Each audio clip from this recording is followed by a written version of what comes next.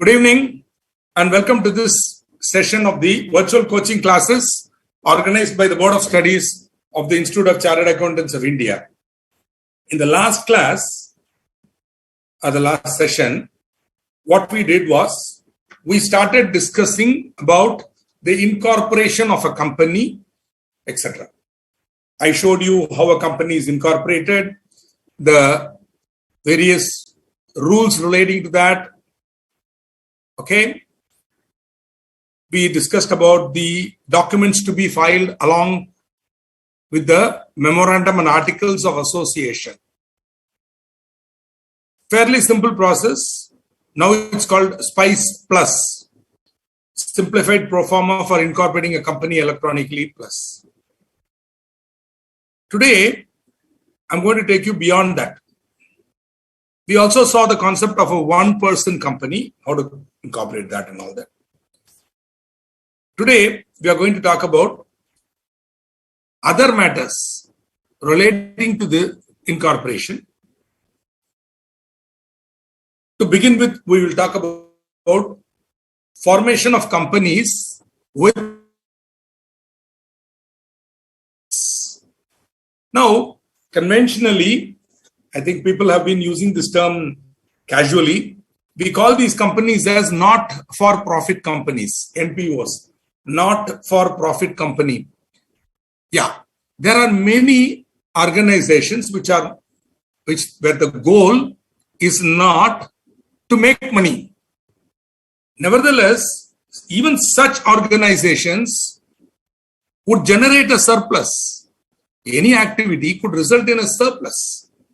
Not necessarily a profit. But then this surplus, or if you call it a profit, if any, in these cases, will not be distributed among its members. A for-profit company, a normal company, would distribute its profits to its members as dividend. One. Or else, if it is retained, finally when the company is wound up, the assets of the company would be sold, and the amount which is available would be distributed to the members. Now, a company with charitable objects is not supposed to do that, right? So, the Companies Act has made a provision for formation of companies with charitable objects. I'll tell you the reason. You need to really understand how our country's laws are structured to understand this. See, the constitution of our country has three lists: the union list, the state list, and the concurrent list. So while forming the constitution, we had two separate clear-cut governments. We had something called the central government and we had something called the state government.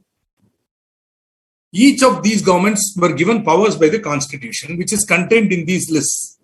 The state list, or the central list, or the union list as it is called, enumerates matters on which central government can enact laws. Whereas the state list gives matters on which only state government can enact laws. And then you have something called the concurrent list, where both can enact: health, education, formation of societies for charitable objects and all that. Societies registration, there is a central law, but you also have separate state laws. Maharashtra has one, Tamil Nadu has one. So the point here is these are concurrent list activities, which means many charitable organizations are formed within a state and they operate within the ambit of the state legislature, the state act, as a society under the state act. Or you could have a trust operating under the state trust act, though there is again an Indian trust act. Now, suppose a charitable organization wanted to have activities across the country, then it would be better for it to form itself as a company under the Companies Act. Reason, the Companies Act is a central law. Its operation runs to the entire country. So, a company which is formed under the Companies Act can operate anywhere in India, except that it has to it has to indicate that it has a branch there and it will be governed by the central government. So therefore, some large organizations which have countrywide operations or larger goals to expand across country may prefer not to go under the State Societies Act. or a trust act would rather form themselves as a company with charitable object. Now, this particular provision is contained in Section 8 of the Companies Act. Section 8. That is why these companies are also known colloquially, and I would say not a good idea. Do not use this word, but even I will use it occasionally while speaking. Section 8 company. Section 8 company. No, but if you are writing in the exam, you should rather write company registered under Section 8. Company registered under Section 8. I know this sounds very long-winded, but my dear friend, these things make a big difference in the exam from the examiner's point of view. So, see, Section 8, even I've used the word Section 8 company on my screen here. And these companies are referred to as Section 8 companies. In those days, the parallel section in the Companies Act 1956 was 25. So these companies earlier used to be called Section 25 company. Now they are obviously called Section 8 company, right? Now, can I use this wording? You can, but it's sloppy. In my very puristic view, it's sloppy usage. But okay, come on, it's okay. But then don't do it. If you want to be puristic, if you want to be, seen as a erudite person, do not use the word Section 8 company while writing answers in the exam. There you write a company registered under Section 8. Okay.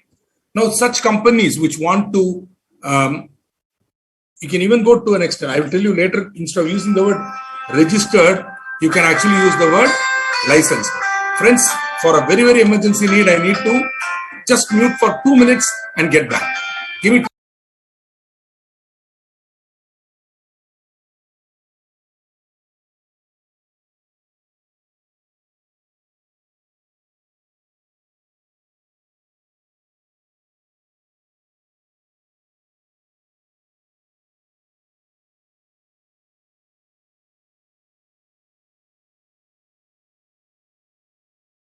I'm dreadfully sorry for that. It should normally not have happened, but that's how it is. So these companies which want to be registered under Section 8 should have objects relating to promotion of, their object should be to promote commerce, art, science, sports, education, research, social welfare, which would be very important there, charity, religion. Why not? Your religion can be, nothing wrong in having an object as religion. What you will not get is Section 80G under the Income Tax Act. That's all. Otherwise, even you could get a 12A exemption from the income tax you can get. But what you will not possibly get is 80G because you are having a religious goal. Protection of environment, blah, blah. Okay. Now, the point here is, these are generic objects. See, these are very socially important objects. So you can form a company and get it incorporated under Section 8. More importantly, these companies should agree by their articles, they should confirm that the profit, if any, do you notice that if any, because there may not be a surplus, there could be a deficit also. But if there is a surplus or a profit, such profit will be used in promotion of its objects only. Means it will be plowed back for promotion of the original objects. And dividend will not be distributed by these companies. Dividend should not be distributed, right? Also, now see, this is the real point. When you go under Section 8, what you actually do is you incorporate a company, and along with that, the central government not only registers the company with limited liability, but it also licenses you. The central government gives you a license to remove the words limited or private limited. It's a license. The word license in normal, if you want to know the meaning of the word license, it means permission. When I license you or when I give you a license, actually I give you a permission. Your driving license is a permission subject to certain conditions to drive a car or a two-wheeler or whatever it is you have. So a license is basically a permission. So the central government is giving you a license to dispense with the words limited or private limited as the case may be from the name of the company. So suppose I'm forming a company under section 8, okay, whatever. So for example, Leadership Research Institute Limited, Leadership Research Institute Limited, right?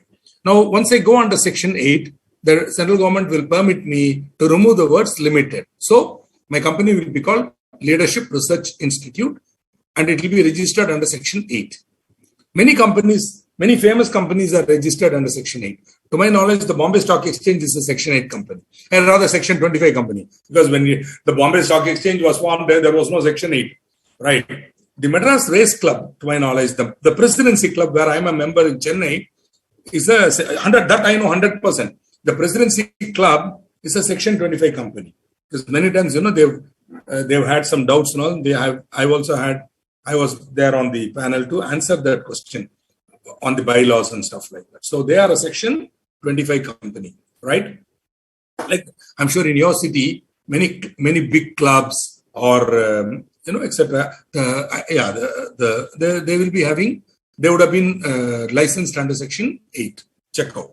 Don't ask me offhand. I may not know. So don't, in the query pad, please do not put the name of the company and ask me if it is a section 25 company. But if you do, if I don't, I will say I don't, because I don't have a register of section 8 or 25 companies with me. The registrar has. So if you have a doubt, you can always go to the MCA website and verify there. Okay. But the chances are large charitable organizations, clubs, social organizations would be section 25 companies, or I use the word section 25. Parallelly, it is synonymous to section 8. Right? The registrar shall, on application, register such person or association of persons as a company under this section. Yeah, many stock exchanges are section 25. The chambers of commerce are mostly section 25. Chambers of commerce will be mostly section 25. You'll find. The Hindustan Chamber of Commerce, where I'm a member, is a section 25 company. I'm giving you, obviously, the examples I give you would be Chennai examples, right? So you will have to find out in your own city whether there are any section 25 companies, right? Section 8 companies. Now, once a section 8 company is registered, the company will have the same privileges and obligations of a limited company. Otherwise, it's a company limited. Okay, but it will be for the promotion of the objects we stated. No, the profit will be plowed back into the objects, no dividend. Subject to these conditions, everything else applicable to a limited company will apply with certain changes to this section 8 company also. Normally, a firm may not or cannot be a member of a company. Why? Because the shareholder should hold the share in his own name. So for that, either the shareholder should be an individual or it should be a body corporate capable of holding assets in its own name. A firm is neither. A firm is not a natural person. A firm is not a body corporate. It has no entityship independent of its partners. Partners may hold shares in their own names, and that could be shown in the firm. But firm cannot be registered as a member of a normal company. But a firm may be a company, member of a company registered in the section 8, exception, a firm. For example, the Bombay Stock Exchange would have many brokers who are firms, and they could be members of the Bombay Stock Exchange, whatever. Okay. Bombay Stock Exchange Limited, if I may say so, or BSE. Depends. I may be wrong on BSE because maybe they have now converted into a company after post-demutualization and corporatization. Chances are they might have come into the normal stream. Yeah, chances are that. So maybe we might want to relook at BSEL because maybe there was a big move in SEBI called demutualization and corporatization.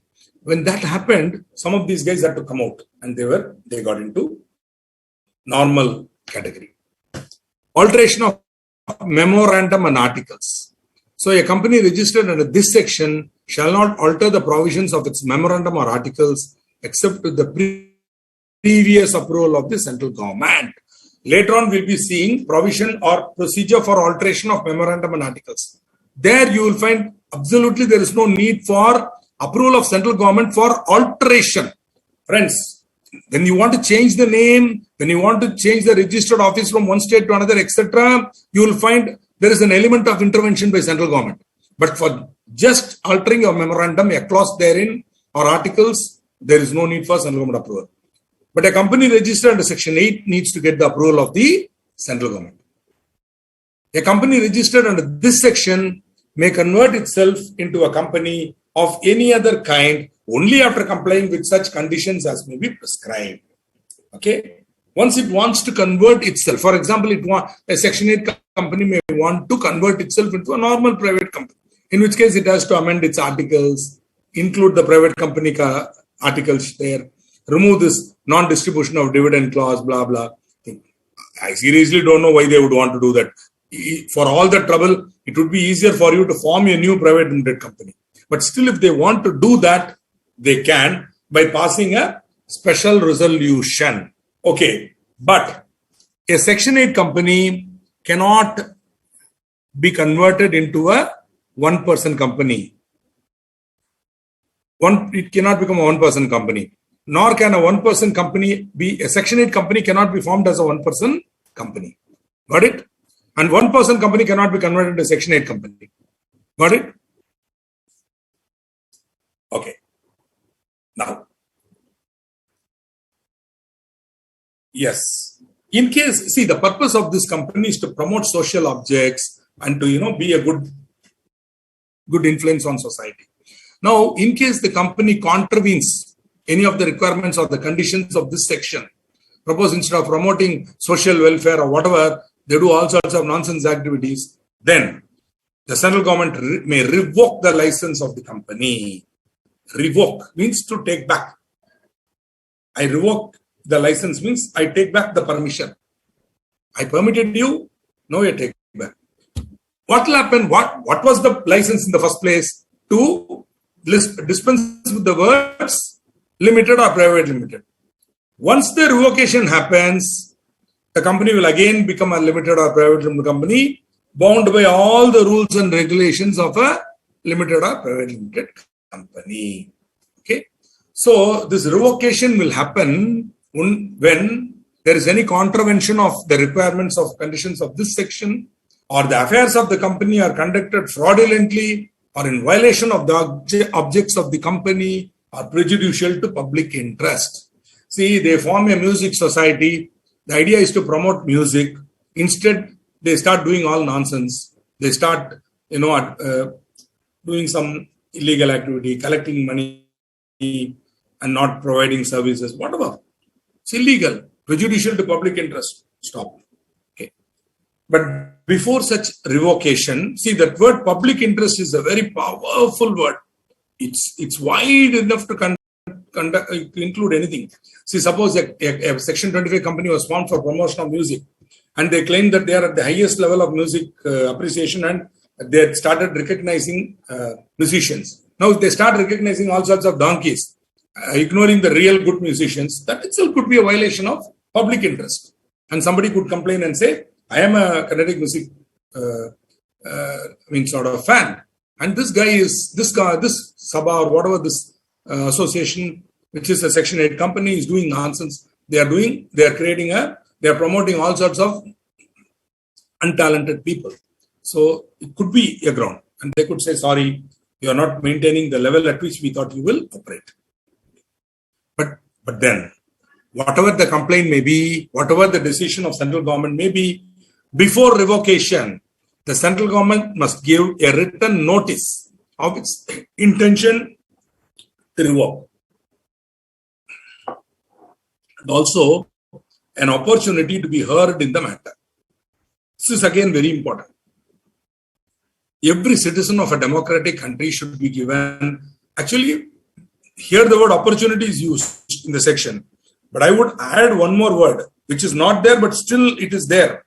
The court will give importance to it. Even if it is not there, they will say it is not enough if you give an opportunity. You should give a reasonable opportunity. There's the ocean of difference in giving an opportunity and a reasonable opportunity. Recently, in one of these faceless assessments, the assessing officer sends us a notice, that too on email, today. And he says for a 5-page notice, we have to give a reply in 48 hours. Not even that, 24 hours. The next day, I'm receiving the email today. He says tomorrow. No, agreed. You have given me an opportunity. Is that a reasonable opportunity? So we objected. But nevertheless, he passed a crazy order without considering our. Even then I replied. Within 24 hours, I replied. But he ignored the reply and he passed a nonsense order. So we went to the High Court of Madras. And within 4 days, I got the order quashed. On the grounds that a reasonable opportunity was not given to the assessee to be heard in the matter. So it's a very, very powerful point.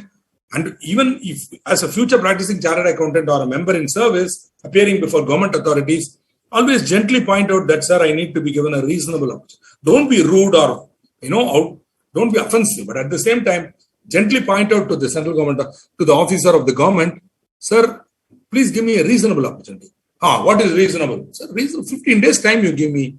I give my reply. 15 days is reasonable opportunity. I need. No. Then what will happen? He will say 30 days reasonable. No. I can't give you 30 days.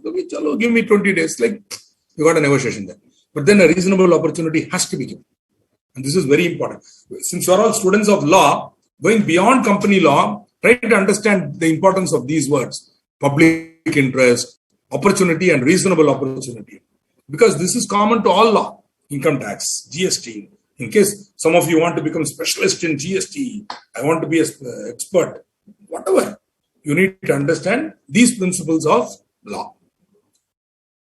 Now, when a license is revoked, the central government may, by order, if it is satisfied that it is essential in the public interest, direct that the company be wound up under this act. Why? Because the company has done so much nonsense, it has collected public money, etc. Therefore, it is better for the company to be wound up. But when such an order is to be passed, obviously, the company should be given a reasonable opportunity of being. Here they use the word reasonable opportunity. Okay. Friends, don't even make me start on this so-called Companies Act 2013, drafted by people who do not know drafting. Okay. I'm sorry to say that they are not legally trained people, neither are they lawyers, nor are they like me, people who have been trained in drafting. These are people who think they know. Blah, blah, blah. This is the problem. See, the standardization is not there. Nobody, just like that, as and when you get an idea, you put it into the act. No, not like that. Okay. Anyway, this is the law we are left with. This is the law, unfortunately, that I have to teach. I'm doing my best to teach you this law. Where a license is revoked and where the central government is satisfied that it is essential in the public interest that the company should be amalgamated with another company. See, instead of winding up the company, they will simply revoke the license and say, this company will amalgamate with another company with a similar object. So, and they will be merged. It's good. At least the activities will continue. Okay. Right? These are all fairly simple. On the winding up or dissolution of a company registered under this section, so even after satisfying all the debts, means after paying all the loans, etc., there may still be some assets left.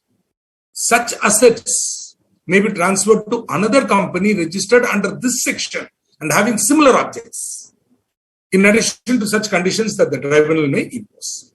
Why? Because this money cannot be distributed to the members. So who will take it? You have to form another company with similar objects and transfer it. Finally, no other organization is there. I am unable to transfer the asset. Then the tribunal may say the assets will be sold and the proceeds, means the amount collected on the sale. Proceeds means the amounts collected on the sale of the asset. That will be credited to the Insolvency Bankruptcy Fund, IB Fund, formed under 224 of the IBC, Insolvency and Bankruptcy Code. Okay. So it will be available with the central government. God only knows what they will do with it, but it will be there safe. It won't go to some people who will misuse it. It will go to the central government. It will be kept safely. Okay. A company registered under this section shall amalgamate only with another company registered under this section and having similar objects. You will notice that these conditions are all fairly logical. What is the purpose of these conditions? To ensure that a Section 8 company will only be engaged in the objects for which it is registered. It should not try to move away from that. Therefore, they insist on similar objects. The Section 8 company is given certain, shall we say, privileges. Later on, when we come to management and administration, we will talk about general meeting. And for calling a general meeting, notice is to be given. Advance prior intimation. Now that normally should be given 21 days before. Clear days. We will be seeing that clear days in detail when we come to management and administration. Don't worry. So right now, we have to give 21 days for normal companies. But for Section 8 company, you can say you can give 14 days, lesser days. Advance notice can be given 14 days before. Need not be 21 days before, right? See, my guru, Professor K. Sanantharaman, always used to refer to Section 8 companies as licensed companies or companies licensed under Section 8. Possibly that is the most elegant usage ever. Companies licensed under Section 8 or licensed companies. He used to use that word, licensed company. I also used to prefer it while writing in my book or when I'm writing an article, etc. I would use licensed company rather, or a company licensed under Section 8 rather than Section 8 company. Right? Anyway, while normally typing a query or message, you can write Section 8 company, no problem. Requirement of minimum number of directors, independent directors, etc. does not apply. This will not be possibly clear to you now. But when you come to final, please remember, for a licensed company, minimum number of directors condition, independent directors and all will not apply. Similarly, other companies have to constitute a nomination and remuneration committee for appointing managerial personnel, a key managerial personnel. Similarly, they have to form a shareholders relationship committee. All that blah blah is not there for this company, licensed company under Section 8. Yesterday, somebody was asking me to define key managerial personnel. Very simple words. Managing director, manager, directors, whole-time directors, CFO, company secretary, any other person designated as, shall we say, responsible for any particular legal duty. For example, if you have nominated a person as authority in charge of accounts, that person will become a key managerial personnel, KMP. Definition, Hannah, just see that. Similarly, another query was asked yesterday, which was about small company. I'll take it up 2 minutes later. If a company makes any default in complying with any of the requirements laid down in Section 8, the company shall, without prejudice to any other action under the provisions of this section, be punishable with fine, which shall not be less than 10 lakh rupees, but may extend to 1 crore. And every officer shall be punishable with fine, which shall not be less than 25,000, but extend to 25 lakhs. So company, 10 lakh rupees up to 1 crore. Officer in default, who is in default, who has committed the offense, 25,000 rupees up to 25 lakhs. There was also a punishment by way of imprisonment in this section, in this particular clause, which has been removed in 2020. Not relevant for your information. So in case you have an older version of the book or you are referring to an older text, you might find imprisonment is being mentioned as a penalty, but that has been amended. Right? Fantastic. We finished Section 8. So this brings me to a logical stop. So I can take up any queries are there. I'll just check any queries are there. Then I will. So many of you are greeting me. Good evening. Let's see who are all here. We have Hitesh is there. Very good. And Pooja ji is there. Not Pooja Gajar. Pooja Dayaram. Okay, good. And Jayendra, excellent boss. Welcome. Siddharth Mudliar, welcome sir. How are you? Wonderful. Nice to see you. Oh, here. Okay, blessings are given, sir. So that's what I was wondering. Why Siddharth Mudliar is attending this session? Good show. Wish you all the best. Siddharth. Hoping to meet you all as members of our institute very shortly. Okay.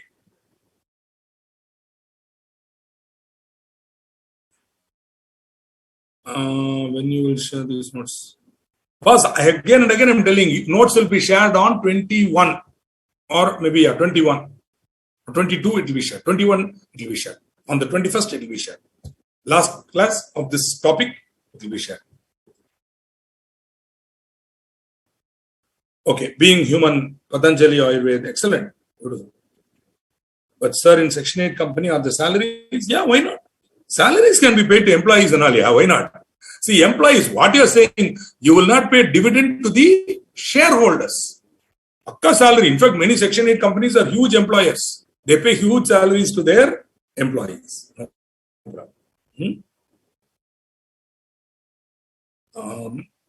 Please explain reasonable opportunity in Hindi. That is a good one. I am not familiar with Hindi to explain you reasonable opportunity in Hindi. Sorry, boss. Seriously. If you want, I'll tell in Tamil. What is reasonable opportunity? In Tamil, I will tell. But Hindi, I cannot tell. Okay, sorry. Seriously, I would love to. But my loss that I did not learn Hindi when I was young. I preferred to learn English. What do you say? Okay. Sorry. Seriously sorry. Just look it up. Now what you do, you put it on Google, reasonable opportunity, meaning in Hindi, it will come. Let me see. Let me try that at least for my own knowledge. In Google, because sometimes, when you give these double words now, the language translator will give a totally different term. That will be dangerous. Let us see now. Since you asked me, I will do it.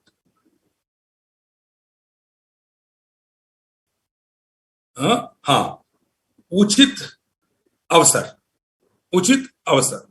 Avsar is, I suppose, time or something like that. Uchit avsar. Uchit means what is proper. Time. Not casual. Uchit avsar. That's what it means. Anyway, because Hindi is our Rajya Bhasha. Am I correct? Hindi is our Rajya Bhasha. But Rashtra Bhasha, we have 22. Plus 1, I think, 23. We have Rashtra Bhasha, we have 23. Hindi is our Rajya Bhasha. That too, as an amendment to Constitution, is bought under heavy pressure by Rajaji and Gandhi. It was bought. But then, even then, they said, this is not a single language country. We are a multilingualistic country. We have 22 languages, Rashtra Bhashas, where all can be used. In each state, they use different languages. Hindi is a Rajya Bhasha. Okay. Why I make this point, Hindi Rajya Bhasha. In a country like India, it's very dangerous. Unless multilingualistic country. So that's why. This is my view, not necessarily the view of the Institute of Chartered Accountants of India. Wonderful. Good. So Tanishka Batra will pardon me for this. Uchit avasar. No, I know that. See, I'm learning Hindi. See, Hindi is a language like any other language. I love to learn it. But then Buddha ho gaya na, what to do? Okay. What is Section 25 company? Yeah. See, in the old days, in Section 19, in the 1956 law, this Section 8 equal section was Section 25. Therefore, we used to call Section 25. So now you call Section 8 company. In those days, we used to say Section 25. Why in those days? 2012, we used to say Section 25. Then 2013 law came, 25 went away and 8 came, it became Section 8.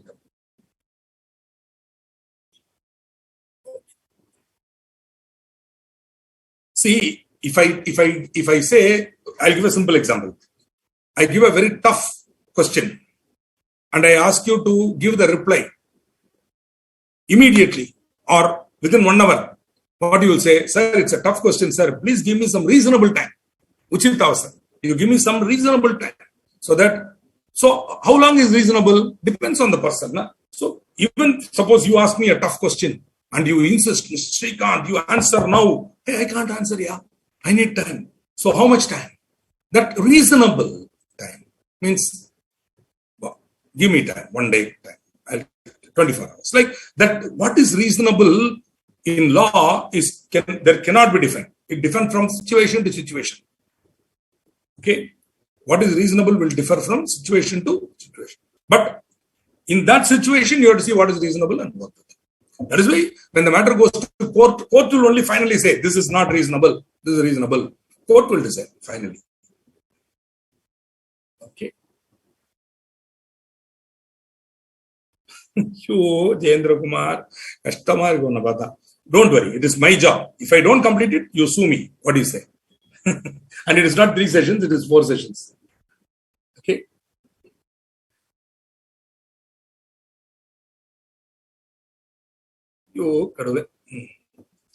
Sometimes students, I'm surprised at the way they think.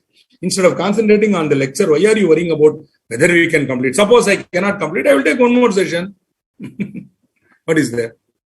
I will complete it. Don't I? My guru used to be very surprised when questions like this are asked. Students should know more about what is the topic, etc. Why are you bothered about can we complete it? See, when you worry about things like that, your ability to learn is being impaired by yourself.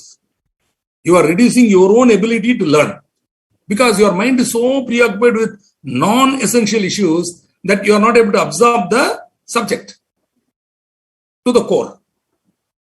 Always concentrate on what the teacher is saying. Don't worry, trust the teacher, you will complete it.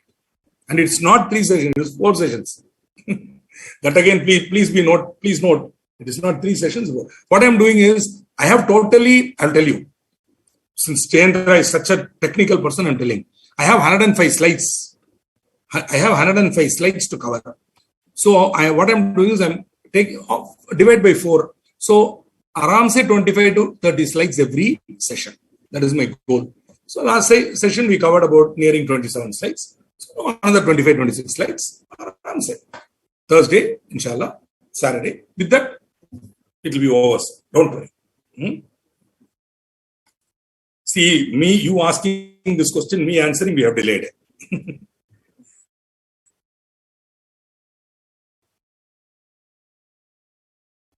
I may be wrong. You are right. Whatever it is, Hindi is Rashtra Bhasha and others are all Rajya Bhasha. I'm sure you are right. I'm wrong. Whatever it is, we have 22 Rajya Bhashas. Agreed? And Hindi is our Rashtra Bhasha. Agreed? Recently, I read a nice, series of articles in Outlook magazine on this matter. If you want to be more intellectual, read that Outlook magazine ka issue on Hindi. And it's a very interesting thing. As a citizen of our country, everybody should read it. Even people who speak in Hindi. It's not as if I am a Hindi speaker, therefore. Suppose on the other, by a quirk of fate, by a sheer geographical peculiarity, Tamil Nadu is in the north and Uttar Pradesh in the south, and Tamil becomes the so-called Rashtra Bhasha. Still the issue will be there. Still it is wrong. Still it will be a problem for Hindi speakers in South who are unable to express themselves in Tamil, which is the Rashtra Bhasha. See, that is the problem here. Anyway, I don't want to get into an argument on this. It's a very, very emotional topic. But see, 3-4 generations have suffered with this language problem. Can we not change it in your generation? Can we not let go of this language issue and start communicating in a common language? Which could be anything, could be English. Think about it. English is the most logical language for common communication. Logical. If you take the emotional thing out of Hindi, English, it's the best language to communicate between us. In fact, we already communicate only in English. And which is why our country, we could not do away with English.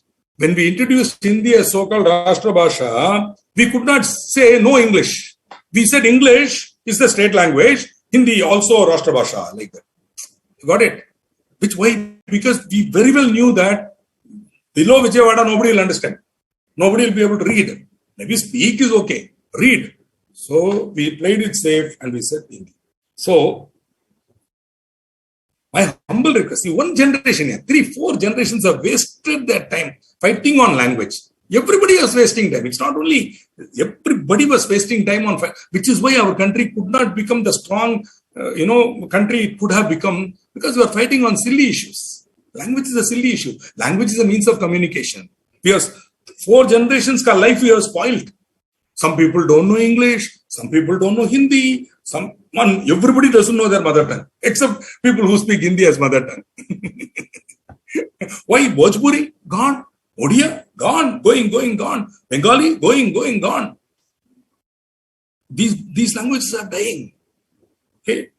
Think about it. It's a bigger point that you need to understand. Not what relevance it has for this subject, don't ask me.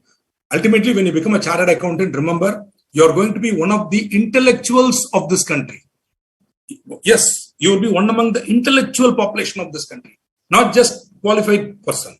You'll be considered as an intellectual in a society, in your city, in your neighborhood. As an auditor, you'll be on the top 3. Chartered auditor, doctor, lawyer. You'll be the top 3. You'll be any general issue also, you'll be asked to give your comment because you are seen as an intellectual, not only as a accountant or tax manager or whatever.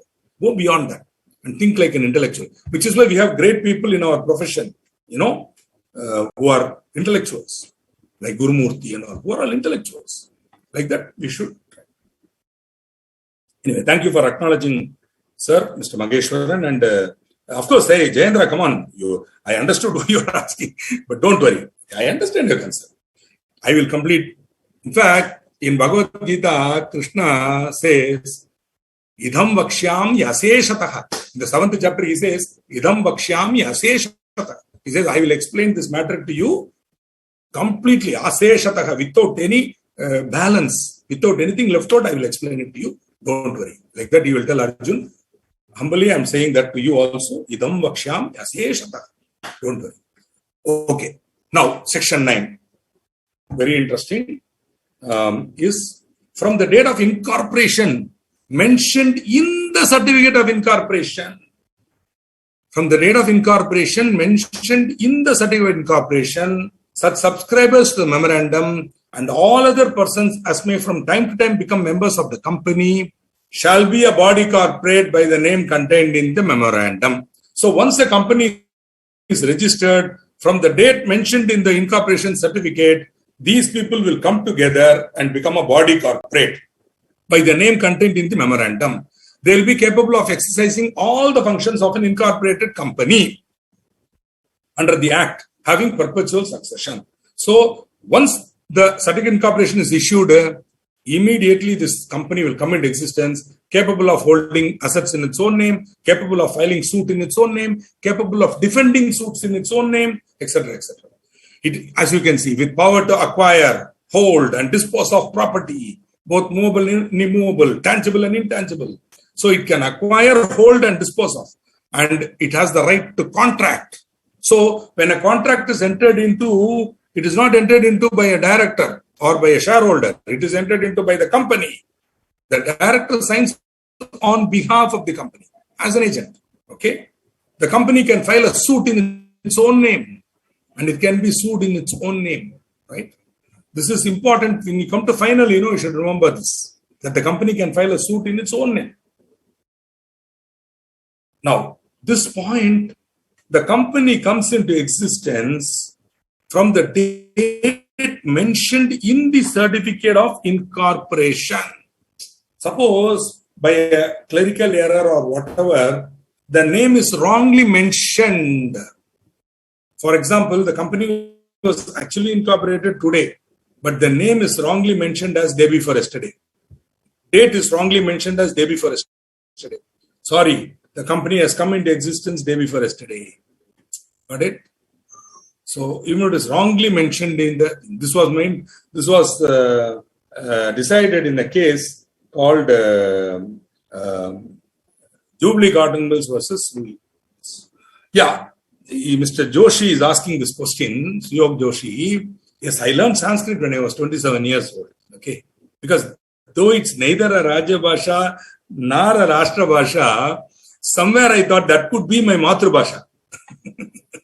So I decided to learn that also and be aware of what it is and grammar, and if not able to speak, at least I can read and understand Sanskrit. I got a what is known as a Kovida in Sanskrit when I was 28 years old. Okay, now we go on to the two most important topics, documents for a company. When you want to prove who you are, your identity, one of the basic documents is birth certificate. That birth certificate is nothing but your certificate of incorporation. Right?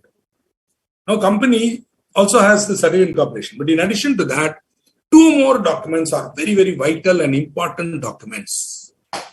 You know them already, but I will take you through some of the concepts. The Memorandum of Association and the Articles of Association. Two documents. Somebody was asking me to show live memorandum and articles and all. I will do it.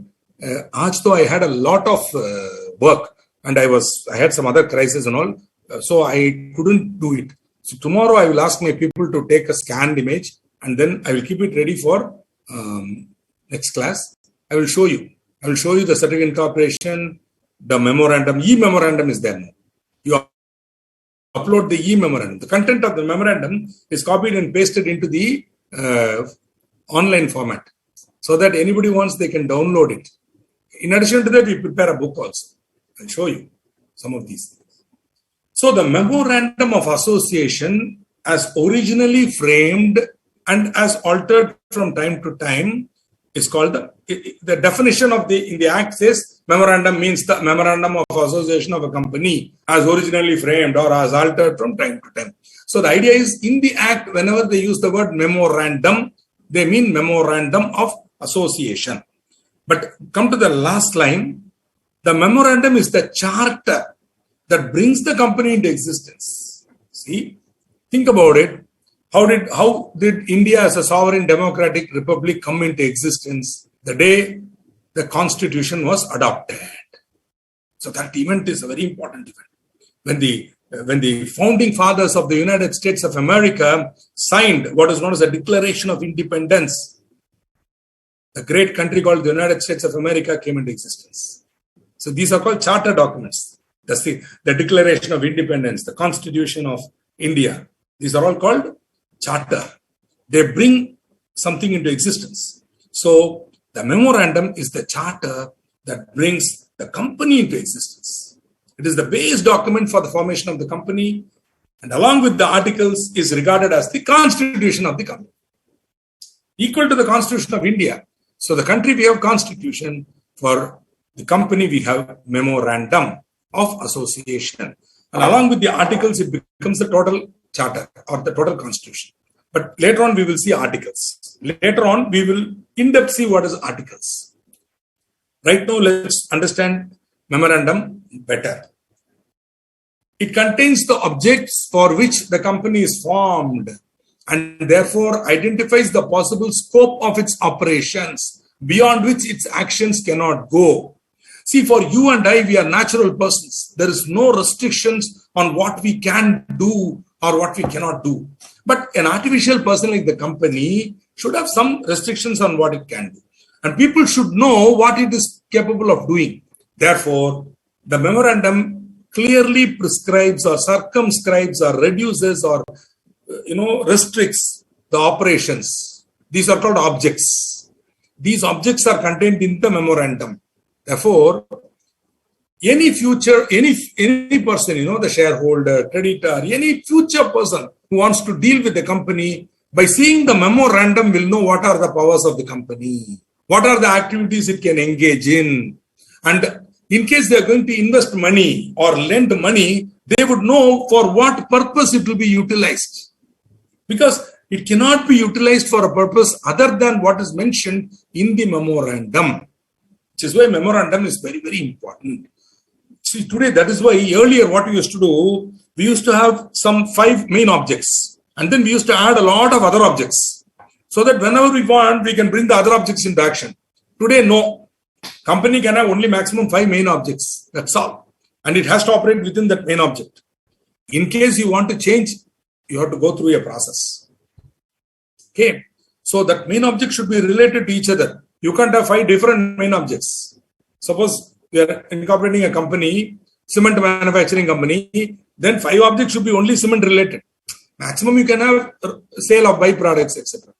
But other than that, you cannot have some totally unconnected developing information technology parks and construction of buildings. Sorry, because you are in cement, you can only restrict to cement manufacturing and distribution. Right? So this is very important, so that people who are dealing with the company will know what are its powers. Later on, when you come to doctrine of ultra wires, you will clearly understand this importance. I will tell you again why. You will not understand doctrine of ultra wires unless you understand that the memorandum restricts the purpose for which the company can be engaged. The money of the company can be utilized. This is the protection of investor and the protection of creditor. But how? See, I am a shareholder, or I am a person who wants to invest in this company. How will I know what are the limits of what they can do? All I need to do is go to the register MCA website, because once the memorandum and articles are registered, they will become a public document. A memorandum is a public document under section 399 of the Companies Act. Public document means anybody can see it. No restriction. Non-member can also see it. So I can just go there.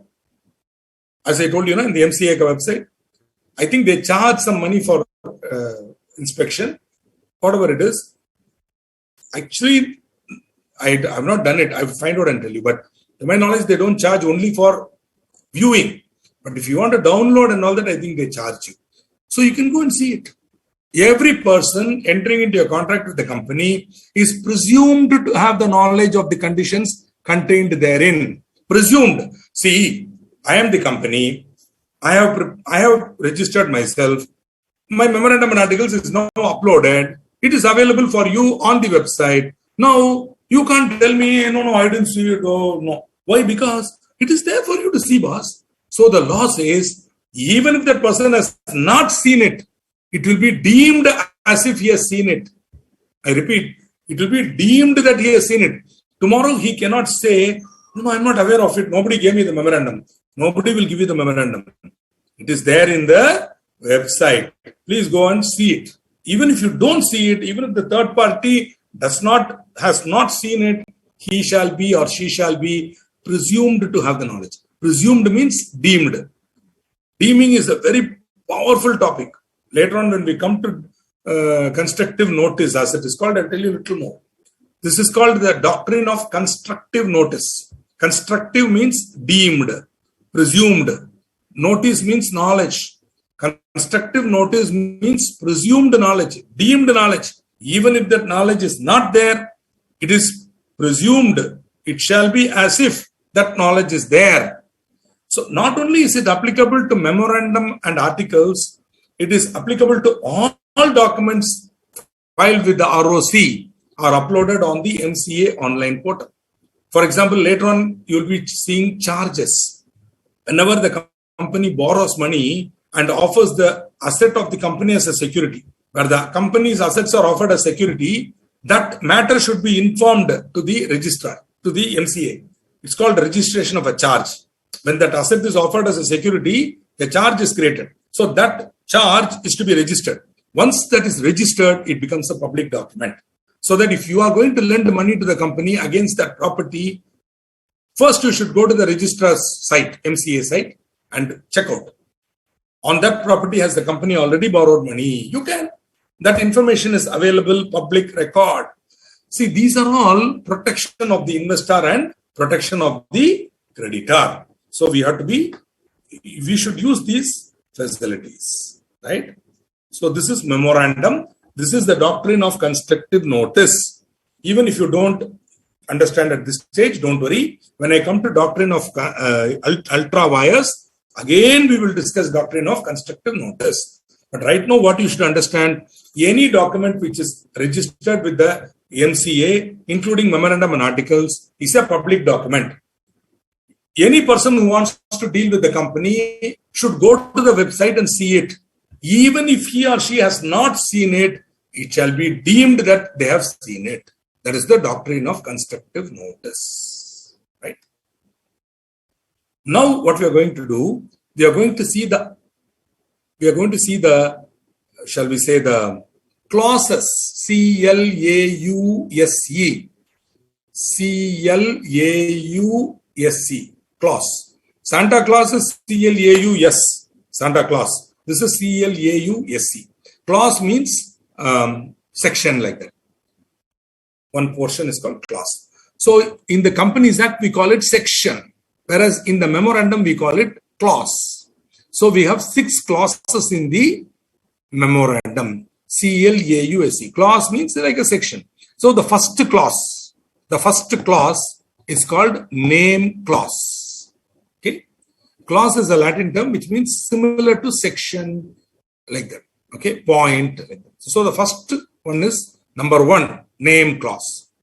The name of the company will be mentioned there. Then, I wish I had done this, but I have not done it. If I can show you the, the actual memorandum, you will understand. The first line will be, the name of the company shall be Manar and Company, Dubakur Limited, whatever. Okay. The name of the company. If it's a public limited company, it will be Surf Limited. But suppose it is a private limited company, then you will say so-and-so private limited. Whereas for a public limited company, you will say so-and-so limited, right? The word public limited is not used in India. Similarly, the word company is not used. We don't say private limited company. We say, for example, ABC Private Limited or ABC Constructions Private Limited. Okay. Beautiful. So, before we go there, let's see if any quick questions are there. AOA is not covered in MOA. It is another document in addition to MOA. We will be seeing it very shortly. Little bit, I will come when I come there. I'll explain. It's 2 documents are there. One is called the memorandum, which we are now seeing clause by clause. The next is the articles, which we will not see clause by clause, but I will explain what it is. Fantastic. Sweta Jain immediately says ₹100. Beautiful. See, the Ministry of Corporate Affairs is earning money like anything. Telling you, huge. And as I said, now for viewing, I think it's free. But for downloading, ₹100. Okay, they want to charge you because you see they have put some infrastructure. Somebody has to pay for it. Yeah, why not? They want you to know PAN and all. And so whatever they say, we have to do now. I don't know what to do. If you have any objection, the right person to speak is the Minister for Corporate Affairs. She, Nirmala Sitharaman, is the Minister for Corporate Affairs. Kindly talk to her if you think that is not correct. Himanshuji, the doctrine of constructive notice is a safeguard to the outsiders from the company, Baba. See, when an outsider wants to deal with the company, he will go to the public record and examine everything so that the company cannot cheat him. The public document will be telling the truth. So even if the company tells him some nonsense, he can go and verify it by the public record. So actually it is meant to other way. It is meant to protect the outsider from company, right? Absolutely. You can see everything for free. Okay. Yes, just with Kaur telling.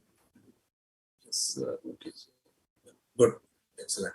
Now, moving on. Memorandum. So we have the next clause is domicile. Okay, in the case of one person company, OPC, which is basically a private company, but one person, the name should have OPC Private Limited as suffix. So if you have Rajesh Khanna Industries, OPC Private Limited. Okay, so Rajesh Khanna Traders, OPC Private Limited, whatever. Now,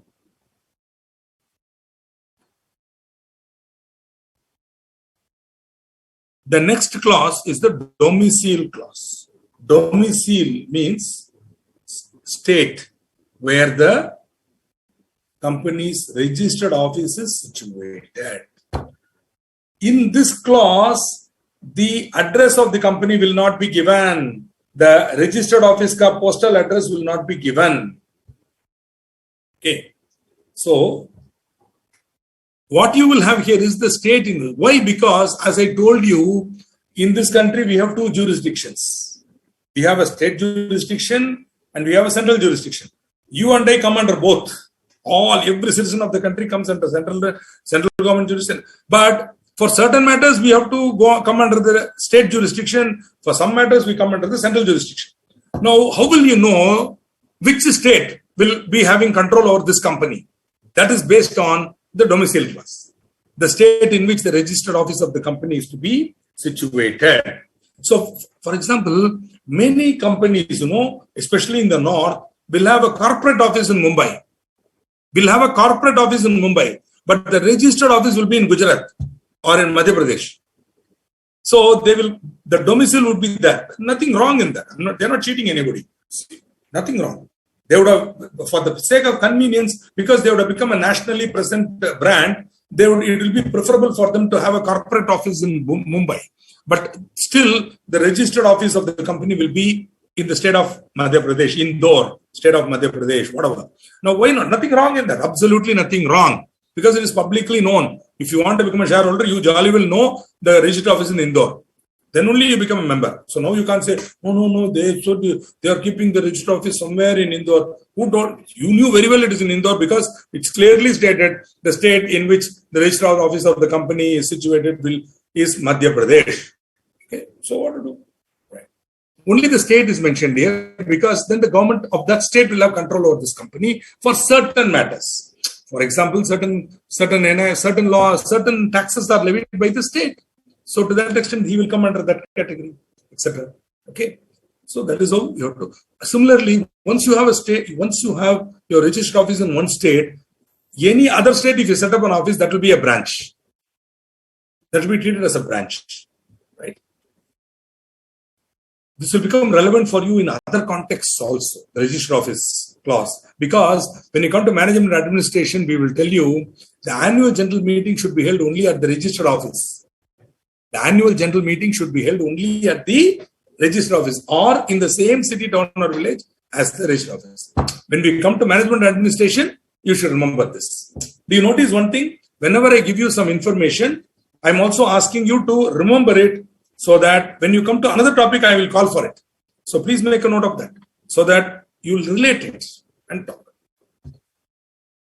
The objects for which the company is proposed to be incorporated. These are known as main objects and the matters which are necessary for furtherance of the main objects. These are called incidental or ancillary. See, for example, my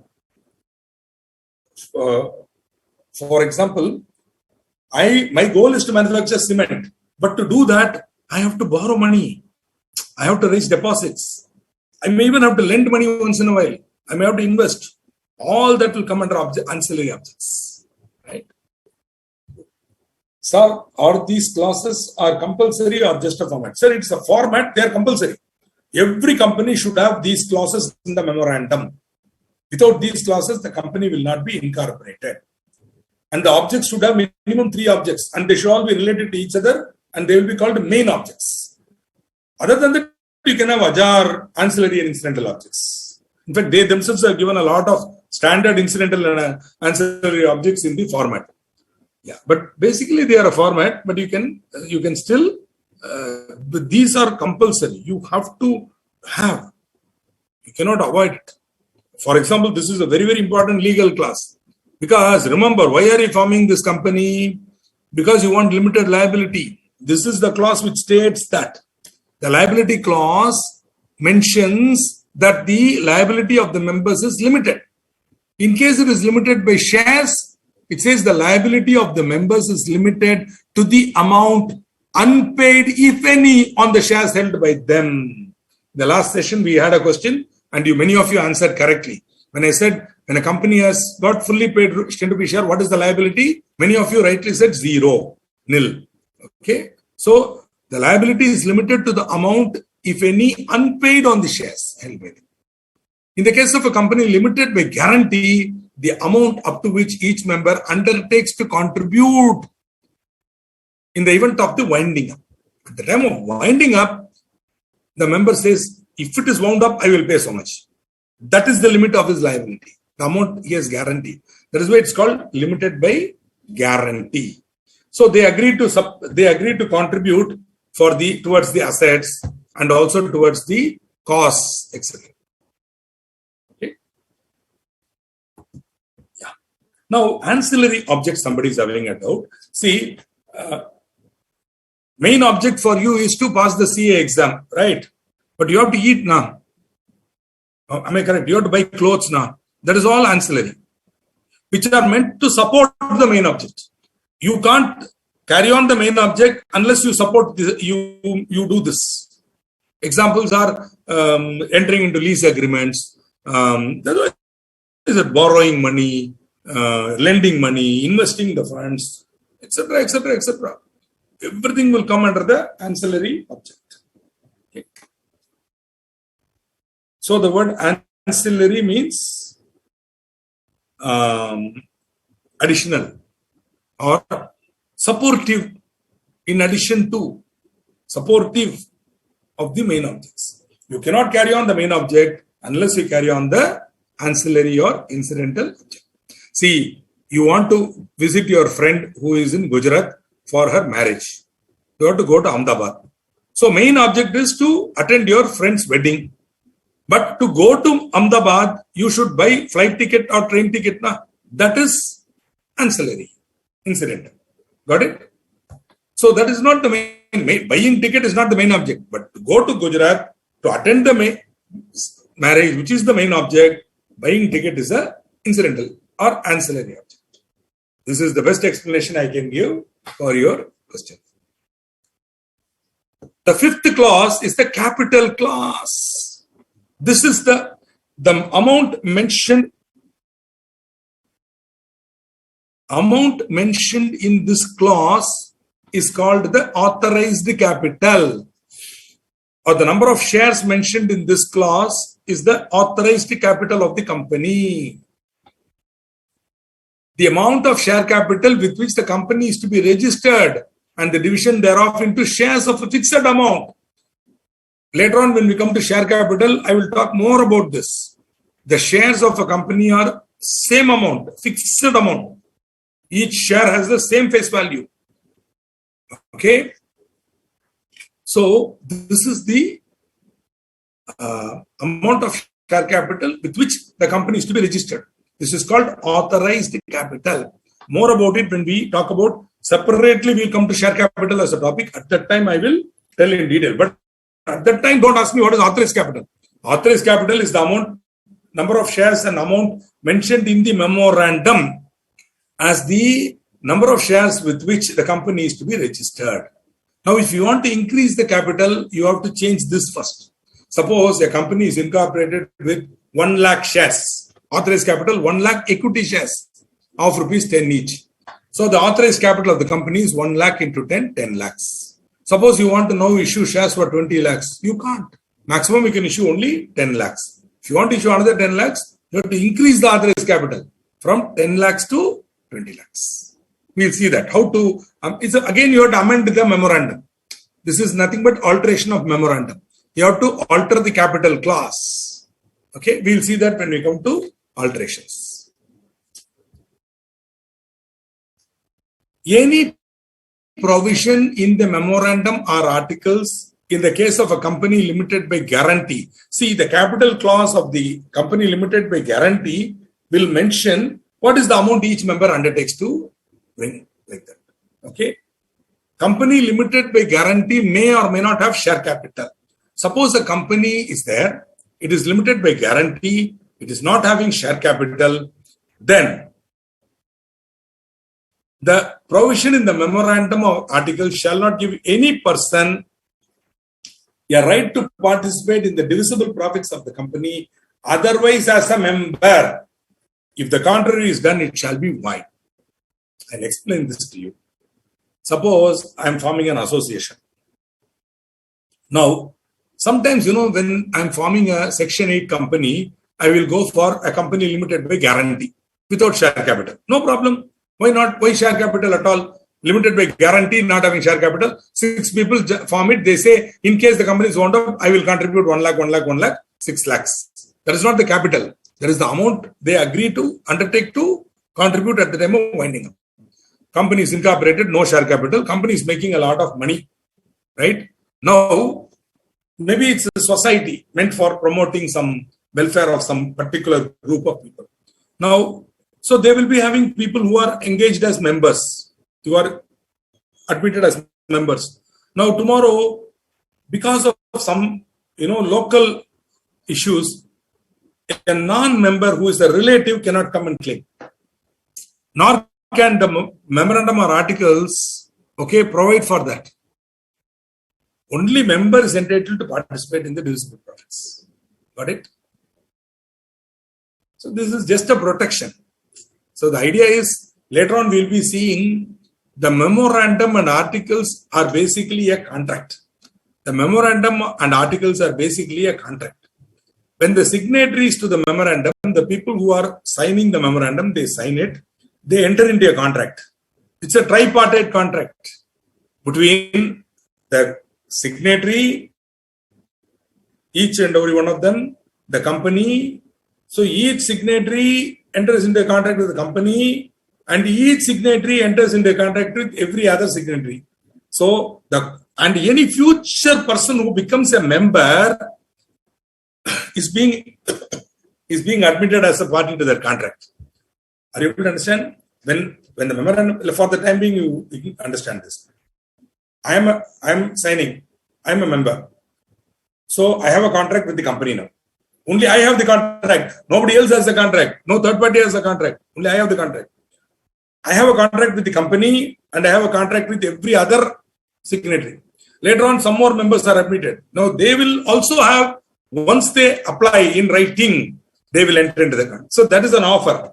And the share will be allotted now, or he will be admitted as member as per the procedure. See, where the company is limited by guarantee, still they will have member. But the admission of member, there will be some procedure. So and so people only can be admitted. Well, I don't know. For example, I'll tell you one example. That will be easier to understand. There are some dreaded diseases where, people who are suffering from that disease may come together to form a support group. The support group can be formed as a Section 8 company. So they will say only those people who are suffering from that disease can become member. I don't want to mention which disease, some disease. So membership is restricted to that. No problem. Because Section 8 company, they can do that. Now, once these members are admitted, the original signatory also will be of that category only. No? So all of them will have a contract with the company. Suppose I'm giving an example from not-profit company. Suppose for-profit company, no problem at all. The signatory to the memorandum will say, I'm taking so many shares. No problem.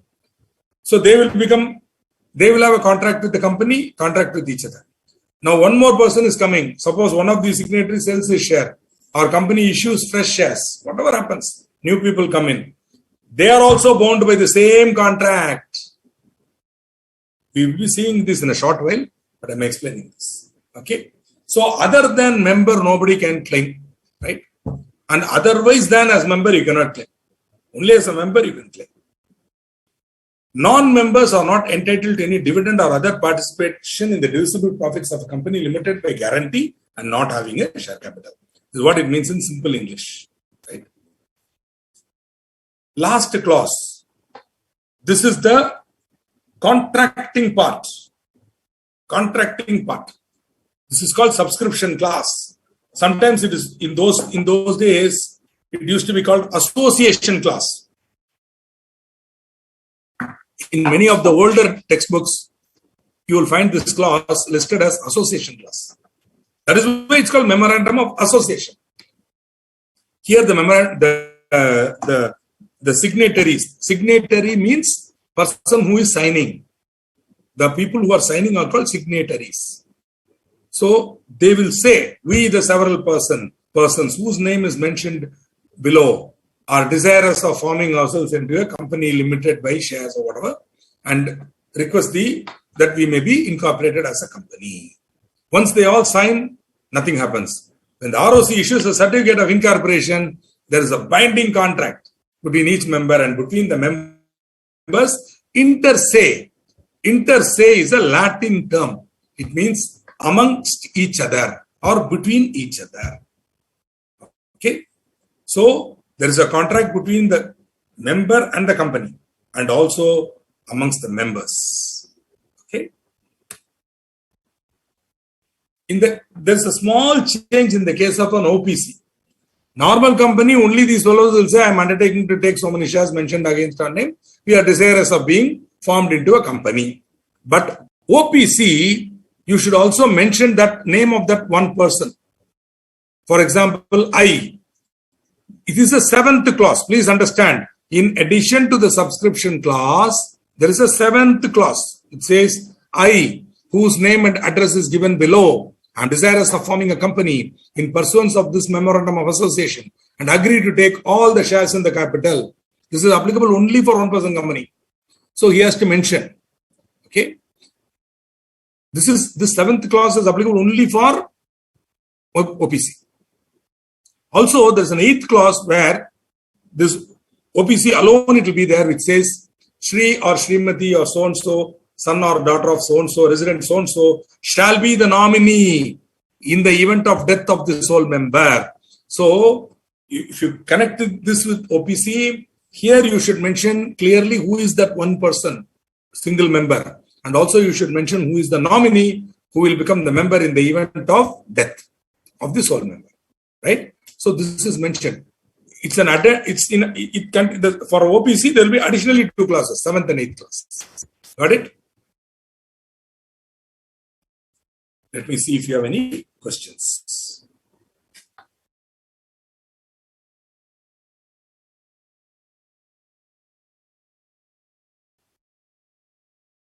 Ms. Jain, Sweta Jain, your question is not clear. Would you like to tell which context you are asking this question?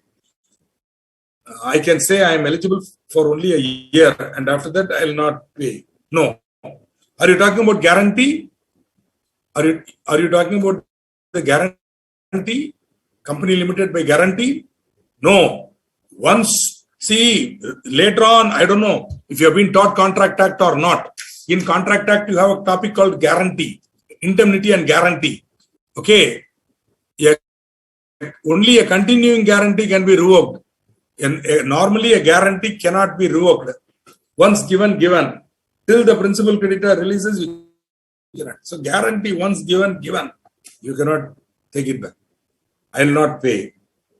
There is no time period in all that. Guarantee is given. Wonderful. Jyoti Weather is from Ahmedabad. Wonderful. Nice. Beautiful city. I love coming to that city once in a while and I enjoy walking on the Narmada banks. I love that.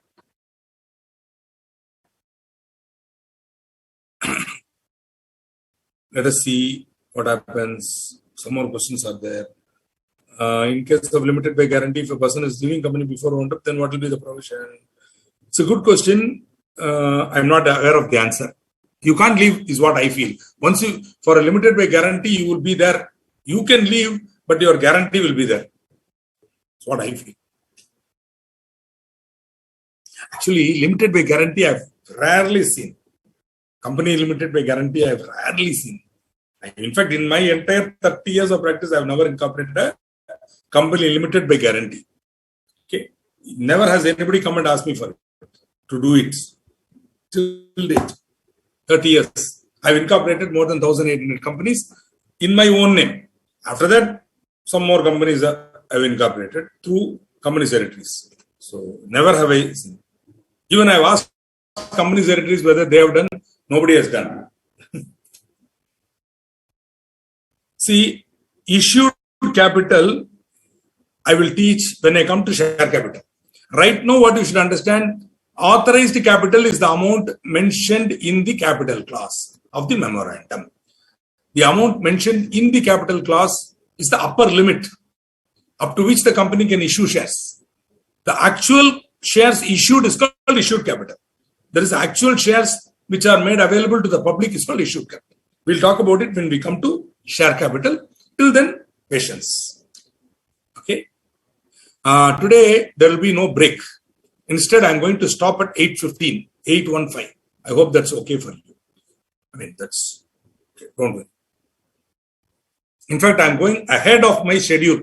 In fact, I will be completing a little more than what I thought I could cover today, possibly because maybe the topic is fairly simple. No, not many questions or not many difficult questions for me to worry about and answer. See, that's a good question, Archie, where in the capital clause, we will mention separately what is the total number of equity shares maximum, what is the total number of preference shares maximum, separately. So we'll say the authorized capital of the company shall be 1 lakh equity shares of rupees so and so face value.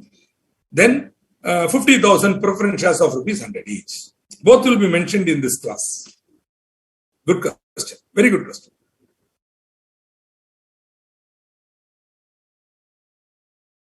Amendment means change. When I formed the company, I would have had one memorandum and articles. Later on, I might want to change it. To amend is to change. So amendment is a change. So when you want to make any change in the memorandum or articles, it is called amendment or alteration. Right? Even the Companies Act is constantly amended. They will, at the time when they formed, they had one law. Then they made various mistakes. Slowly we pointed out and said, this is wrong, that is wrong. They kept on amending the law. Amending means changing. But to do that, they should get it approved in Parliament. Which is why, you know what these guys did? While forming the act itself, they said many things. They said, as may be prescribed, as may be prescribed. So that whenever it says, as may be prescribed, there is no need to amend. The central government can itself prescribe. The central government will get the power to decide. That is why rules are very powerful in Companies Act. Many times, the sections alone are not enough. We have to also combine the rules. It is making it a headache for a teacher. Everywhere you have to keep looking, act, rules, circular. Oh, they made it a mess. Earlier, the law was very simple. It was contained in the section. You read the section, everything was there. Now, from the section, you have to go to the rule. Then you have to link it with the section. Then amendment to the rule, amendment to the section. But anyway, it makes it more fun to do that. But then, for a student and for a teacher, it's very, very difficult. Main object is to attend the class to get knowledge, but the internet is supporting. Exactly. Beautifully said. This class, the main object is to conduct the class. But in order to conduct this class, we need to set up an infrastructure. That is incidental. Beautifully said. Very beautiful. Excellent. Jasprit. Excellent. Beautiful analogy. In many of our ancient Indian works, you will find such analogies are there. Such comparisons are there. It's very good. Excellently said. Maximum amount to the memorandum. I'm not able to understand what it means. Mahadev Bharadwaj. Yeah. Maximum amount of capital up to which the shares can be issued, which is stated in the memorandum.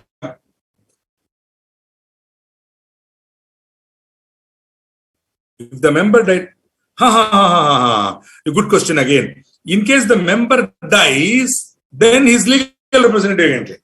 As through that member. Okay. Once the member is died, you can claim. As a legal representative. Because whatever rights he enjoyed, you will enjoy them. The legal representative will enjoy. What is perpetual succession member, madam? I'm asking you a question, Shweta Jain. What do you mean by perpetual succession member? I think you mean legal representative. Yes, legal representative member can claim through the member. Yes. This is for when the member is alive, somebody otherwise than as member or somebody else cannot claim. What if the members to memorandum died or left the company? Don't say leave the company. Say left the company. Okay. Members of the name of Incorporation. As the company has perpetual succession, name of this member would be. See, the names mentioned in the subscription clause now will be permanently there. That will never be changed. Even if later on they leave, if they die or they sell the shares and go, nothing. The first people who signed the memorandum their name will be there forever and ever. Later on, people may come, people may go, but the first 7 people or whatever, their name will be there forever and ever. Okay, their name will not be changed and all that. Instead, we will operate a register of members. Once the company is incorporated, they will have a register called Register of Members. We'll see that when we come to share capital and all that. That register of members will be updated. So the 7 people first, there will be the first 7 names in the register. Then if one of them is dying, we'll remove his name. And later on, when the legal representative becomes a member, we will mention their name like that. So that is register of members. Here nothing. Once incorporated, whatever is there permanently. See, this happened. Now that you are telling this, I had one major problem with one Chinese fellow. See, this guy is from Singapore. I tell you, the Singapore Chinese are the most difficult fellows to deal with. They are so suspicious. They will never trust you. And this fellow came to India and he wanted to form a company along with his wife. He came to India along with his wife and wanted to form a company along with his wife. I said, chalo, no problem, I'll do it. You both are Singapore people. I need your entire passport, blah, blah, blah. In translation, I want it notarized in your country and I want you to send it because he was in a hurry to go back to Singapore. I said, Baba, you sign it tomorrow. I said, no, I can't sign tomorrow. I'm leaving tonight. Okay, go. You send back everything. Then, no, I can't do that. I'm very busy, blah, blah. So for the emergency purpose, what I did, there was 2 other relatives of his who were Indian citizen Chinese in India. Chinese, a lot of Chinese in India. So Indian citizen Chinese in India. And I put their name and I incorporated the company. And I told at that time to this Chinese gentleman from Singapore, I told him, Baba, your name will not come in the memorandum. Are you clear? Oh, okay. Like that, he shook his head and he went off. Then the company got incorporated, he came. Then we transferred the shares, obviously. So those 2 people are honest people. So they immediately transferred the shares to him. He got it. Then I updated the register of members and I showed him. No. My name should be there in the memorandum. I said, hello, I already told you it cannot come there. Then only we allowed. Fellow kept on wasting my time, talking.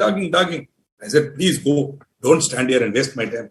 Maybe in Singapore it is possible. Even in Singapore it is not possible. Fellow was just simply blabbering. So you got the point. If your name should be there in the memorandum, you should sign it. If later on the name cannot go in. Okay.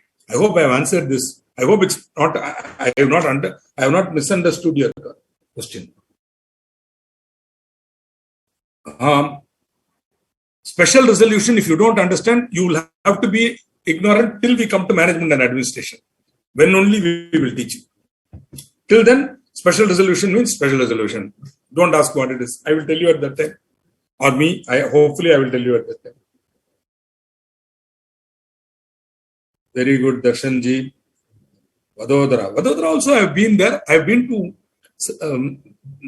to this Sardar Sarovar. I have had the great opportunity of, seeing the Sardar Vallabhbhai Patel statue and all. I cannot say company limited by guarantee in Tamil also. If you are trying to catch me out, you have caught me, Mr. Surya. Okay, yes, Surya.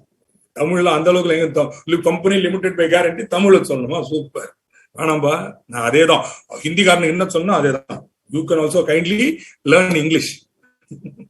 But I will try. I will try to find out and tell you later. Not today. I do not have a guarantee. See, each word has a meaning. But combining them will not give you the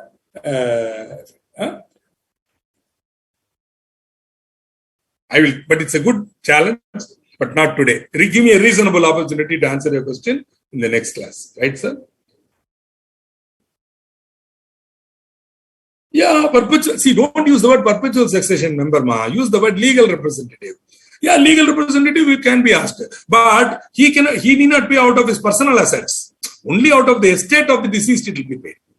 See, suppose Mr. A has subscribed for partly paid shares, there is a liability. Suppose without the calls are not made, in the meantime our man dies. The legal representative will come into the shoes. Now he will be liable for the partly paid share. But not out of his pocket. If Mr. A's bank balance, estate, etc., when he dies, he will have some money. That is called estate. That money only will be used for making this payment. Got it?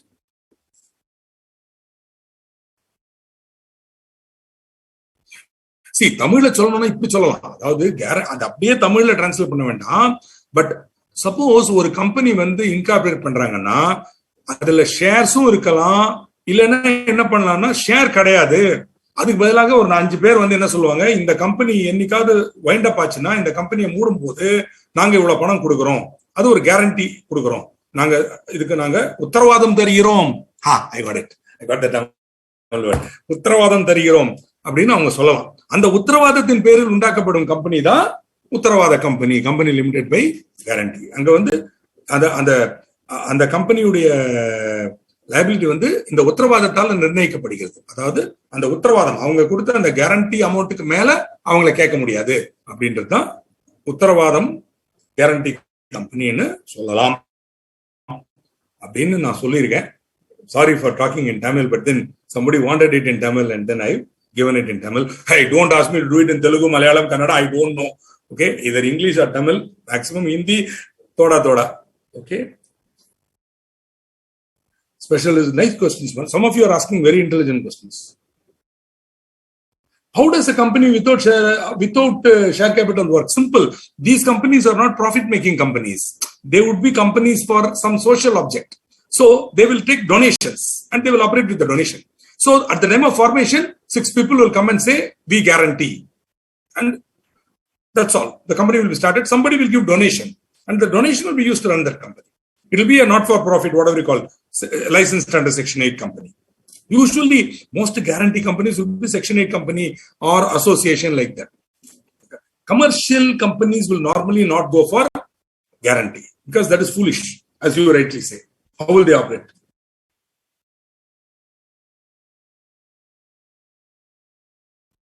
Wonderful, Poonamji. So you're already aware of these topics because they were covered in chapter 5. Excellent. I'm so happy to know this. Startup has been growing and wants to increase its authorized share capital. It has to authorize. If a startup has been growing and wants to increase its authorized share capital, it has to alter its memorandum. Yeah, it is cumbersome, which is why generally at the time of incorporation, they come to me. I ask them clearly what their goal is, so that if they want, I make it slightly higher at that time itself. Again, the fees is linked to the authorized capital. The fee payable for registration fee is linked to the authorized capital. So what I will tell, up to one slab, I will ask them to go and anyway the same amount is going to be paid. So I will ask them to take it up to the highest level and incorporate.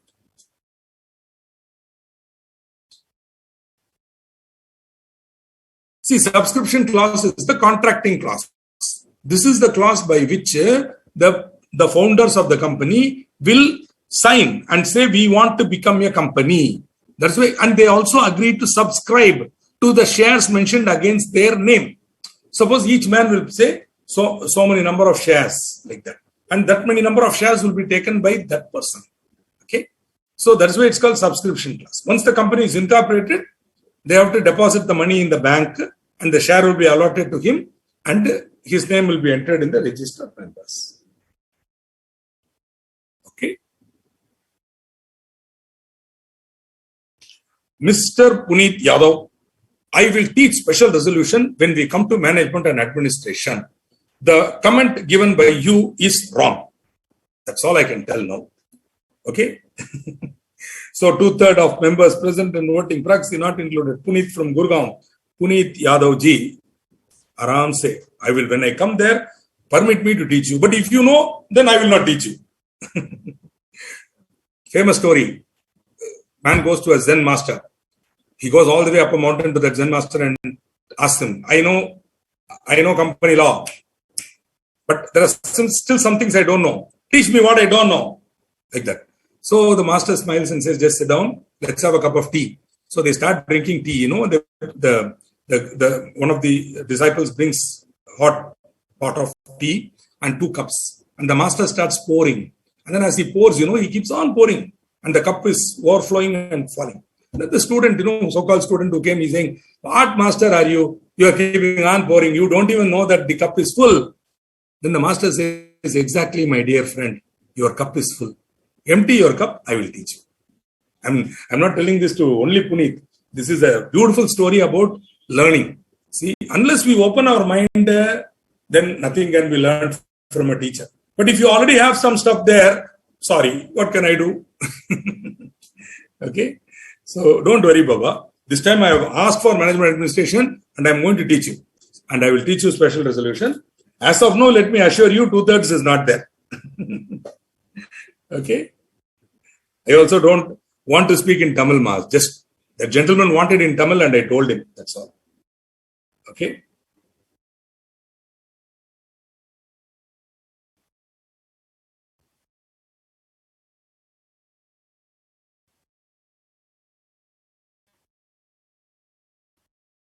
No.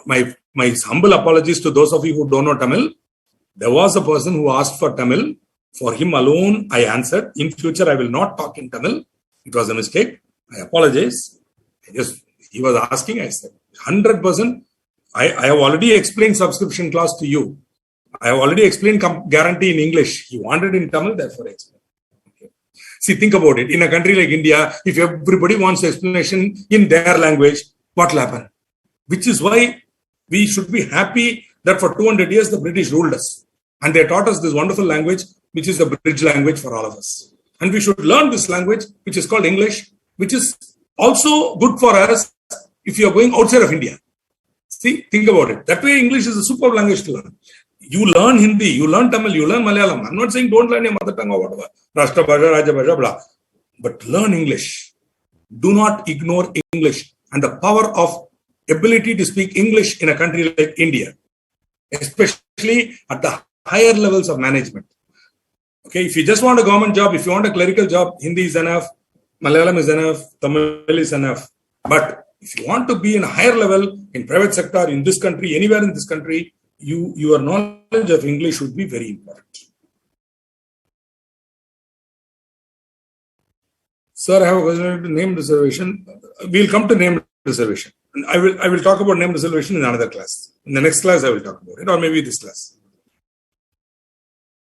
Authorized capital determine one can make. See, the authorized capital is the choice of the members. Don't worry about that. Whatever they want is that. How they determine it, up to them. I'm not interested in even talking about it. Just they come to me, they say maximum I can talk to them and find out how much capital they are going to need. That's a case-to-case basis. Don't worry about that. Absolutely correct, Mantanjali. Finally, you got the answer. Subscription clause is the contractual clause between subscribers and company. This is what I have been telling again and again and again, but I think you've not heard. Now, finally, you got the answer. Sir, why the rules that come from time to time are called, for example, companies amendment rules? See, first came the original rules. Then any change will be called amendment rules. Any change will be called after the first rule. Even next day they make the change, that will be called amendment rule. In the same year, if they make change 2 times, the first one will be called amendment, the second will be called second amendment. Yeah, Doctrine of Ultra-Vires is a topic which we'll be covering on Thursday separately. I will be teaching it as a topic.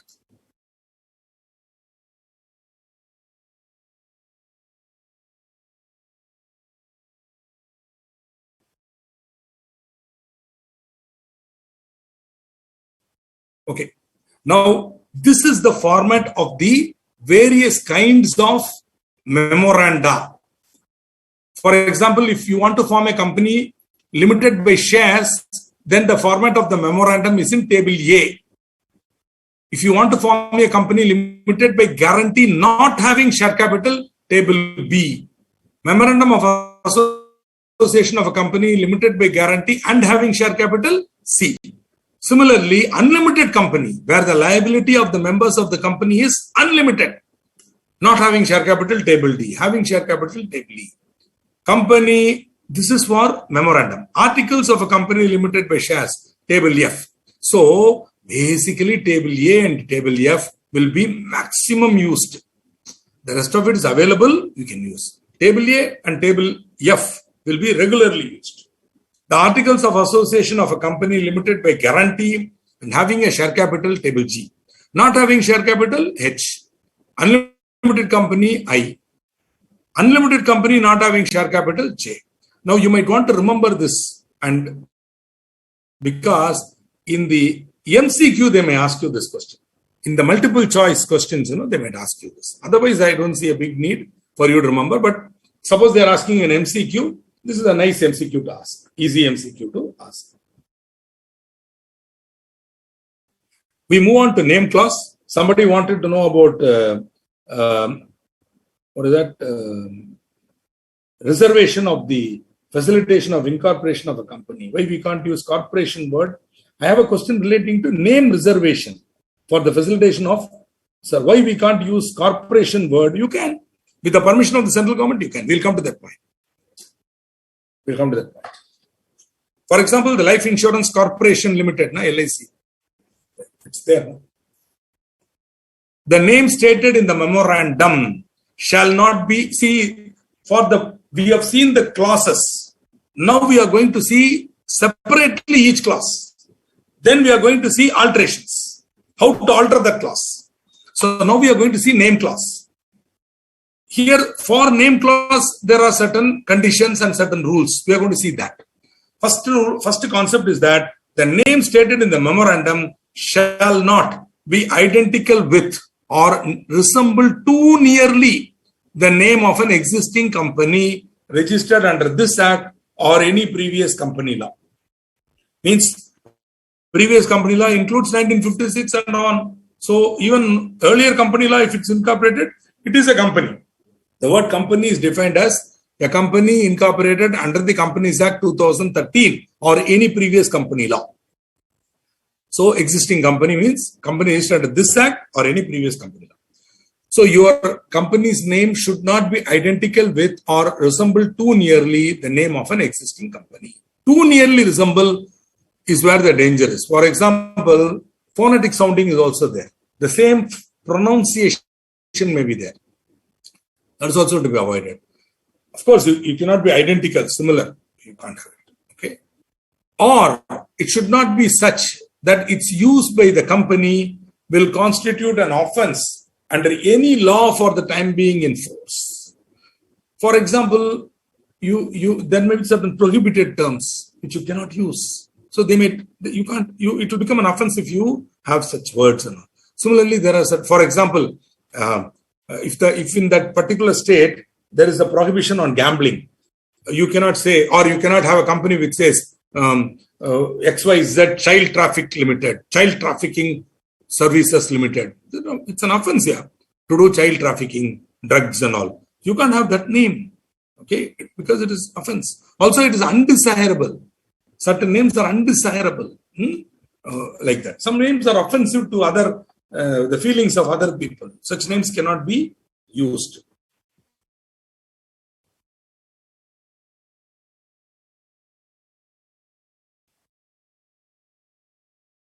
What is an undesirable name? First of all, a word or expression which is likely to give the impression that the company is in any way connected with or having patronage of the central government, state government, or any local authority, corporation, or body constituted by the central government or state government under any law. So, that is one of the reasons why the word corporation is not allowed. It gives the feeling, because usually the word corporation means, see, every city will have a corporation. So, it's a governmental, shall we say, name. So, you cannot use the word corporation, national, central, Indian, Tamil Nadu, Maharashtra. These are all, it gives the impression that you have some patronage from the government.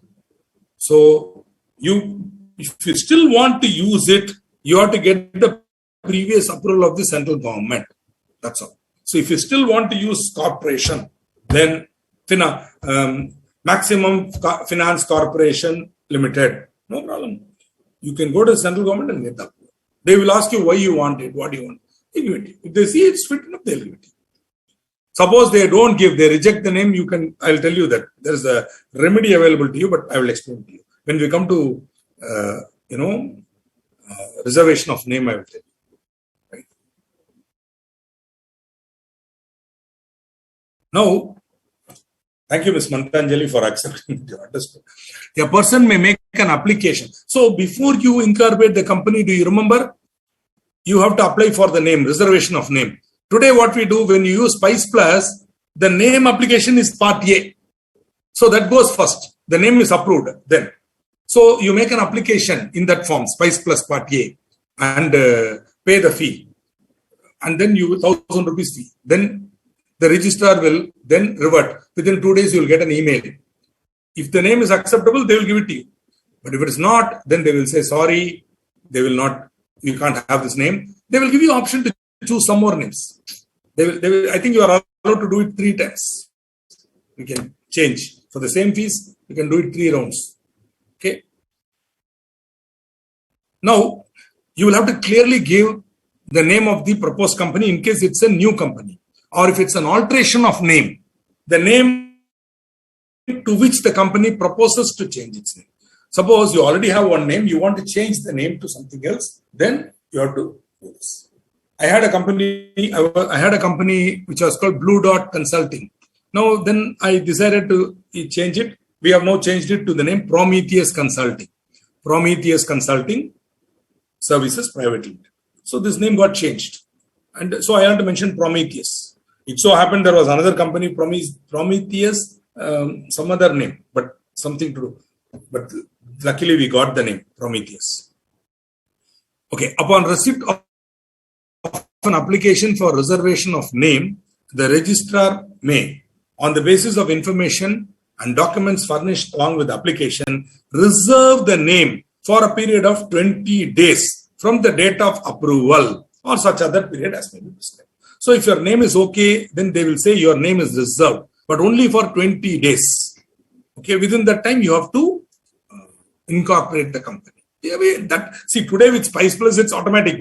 Name is approved, straight away, Spice Plus, part B is there now. The company will be incorporated, certificate of incorporation come, maximum 3 days. From the time of uploading, 3 days, provided everything is in order.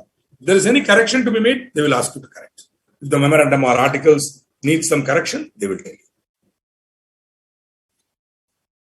Also, cancellation of name.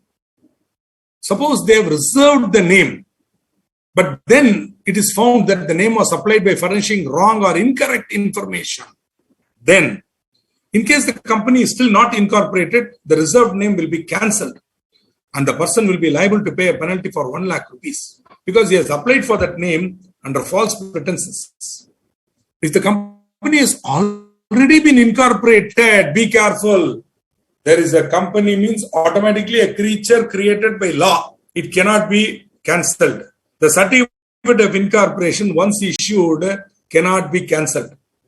You have to only wind up the company. So what they can do at best, it has been incorporated by giving false information. So they will direct the company to change the name within a period of 3 months after passing an order resolution. Or they will strike off the name of the company. Provided the company is not having any activity, they will strike off.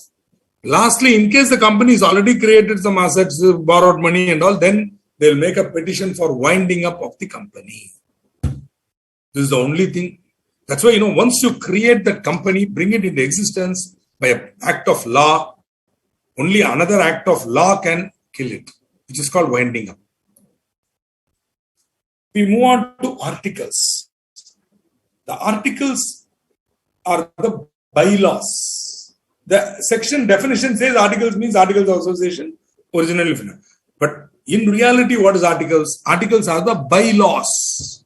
They are the internal rules and regulations that govern the conduct of affairs of the company. For example, the incidental object will say, company can borrow money for the purpose of its main objects from time to time. So, power to borrow is there in memorandum. How to borrow? That will be contained in articles. Where they will say, where the board of directors wish to borrow money, they can do so up to 5 crores. Beyond 5 crores, the company shall pass the ordinary resolution. All this will be contained in the articles. Which is why you should read both memorandum and articles together. Because they together. See, the memorandum is a charter. The articles are the bylaws, the internal rules. You have to read that to know. Especially if you are lending, whether the company has the power to borrow. If so, you have to ask them to amend the memorandum and include it in ancillary object. Then, as per the articles, have they given any special condition? Up to how much can the board borrow? That you have to see. And then ask them, boss, your article says only up to 5 crores. Beyond 5 crores, if you want to borrow, you have to pass a special resolution or order resolution. Has it been done? Yes, sir, we have done it. So they produce a copy. Then Later on, when we come to doctrine of indoor management, we'll talk about this. Doctrine of constructive notice, doctrine of ultra-wires, doctrine of indoor management. 3 together we will study. Sequentially, if you study, you will understand it. And this is very important there. Okay. The articles of association contain the regulations for management of the company. They can prescribe salary to MD, how it will be determined. Everything will be there. Standard articles, of course, is there. You can adopt table F. You can adopt table F, right? Sorry. You can adopt table F. Instead, you can go for your own articles also. Okay. Moving on.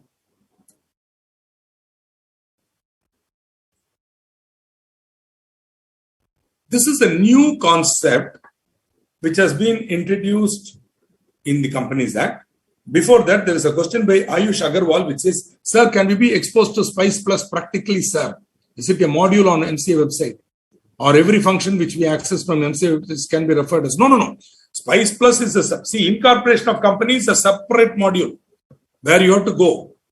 Okay. Now, my dear friend, Mr. Ayush Agarwal, once you complete one group or both the groups, you will be joining what is known as, that is a different articles, not articles of association of a company.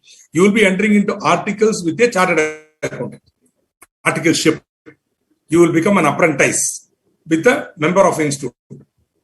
Maybe big 4 firm you will go, or maybe you will come to a small auditor like me. Somewhere you will go and you will be, for 3 years, you will learn as a chela from a guru. That man will teach you all this. Once you become an article clerk, practically we will expose you to spice, everything, GST, blah, blah. Because we have clients, you will get practical exposure. By working for us, you will learn practically how to do it. That is the beauty of the CA course. So at this stage, don't bother about practice. Practical. Practical will happen in articleship. At this stage, learn. Okay. So then later on, you will be exposed to spice. That is why we are having articleship. Don't skip articleship. Please, humble request. Don't do any nonsense and avoid articleship. Because CA learning comes not only from classroom teaching, not only from examination. 60% of a chartered accountant's learning comes from the 3 years of articleship. The 3 years of articleship that I underwent with my father, the greatest learning in my life. Rest of it I can mug up from book and vomit. I got All India rank. I'm an All India rank holder in intermediate, final, CA and ACS. 4 times rank holder. But what is the use? All that is only bookish knowledge. The real practical knowledge my father taught me as a student. I learned from my father as a chela. Not even as a student. I learned as a chela. And he taught me as a guru. Everything, every nuance he taught me. Practical. So if you want to have practical, yes, please ensure that it happens in articleship. And choose a good teacher. See, only big firms, yes, if you want more salary, they go. But everybody, every member of the institute has something to teach you. All of us have experience, we can teach you. So, go to a good person and Uttishtata Jagrata, Prapya Varan Nibodata. This is the Kathopanishad verse. You know what Swami Vivekananda ji said was different. He said Uttishtata Jagrata and don't stop till the goal is reached. Whereas the real Prapya Varan Nibodata. Okay, you go to the right teacher and learn. Okay, go to the right teachers and learn. So that will come later. The institute program is meant like that. So don't put cart before the horse. Learn, then go. Which is why institute changed it, so that earlier, the minute you completed your BCom or your foundation, or in those days it was called entrance, immediately you joined articles. Now they said no, one group. So we want you to come with some knowledge, and then we will teach you practical. Okay. Correct. Reynolds Stationery became Rorito. Check out. They would have changed the name. But then again, Reynolds is a brand. Rorito is a brand. It's a trademark. I really don't know if the company name was changed. Whatever the company name was. So I'm not aware. Maybe it was. Maybe Reynolds Stationery Limited became Rorito. So I know. CA firm cannot be incorporated as a company, but it can be an LLP. It can be a limited liability partnership, but it cannot be incorporated as a company. Why? Because a company cannot be appointed as an auditor. Later on, we will tell you that a company cannot be incorporated as a CA Institute also does not permit CA chartered accountants to form incorporated companies. LLPs are allowed. Yes, correct. If not incorporated, you can. If it is not incorporated, the name reserved will be cancelled. The reserved name will be cancelled. That's all. But once the company comes into existence, gone. See, winding up is a chapter in the Companies Act. It's a chapter in the Companies Act under which you can go. Tribunal has the power to wind up the company. You'll study it when you come to final. In addition to that, there is also something called the Insolvency Code. Okay, so these are little overlapping, but basically the Companies Act is a complete code. It has winding up provisions. It's a chapter in the Companies Act, which you will study when you come to final.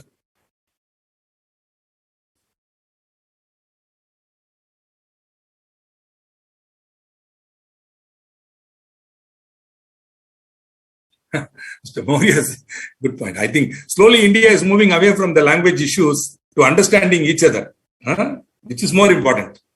Whatever language will facilitate understanding each other is more important than which is the more important language. Good.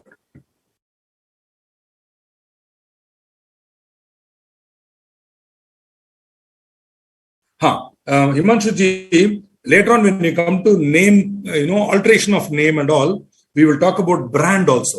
See, your name cannot, and again, remember, this word is very important.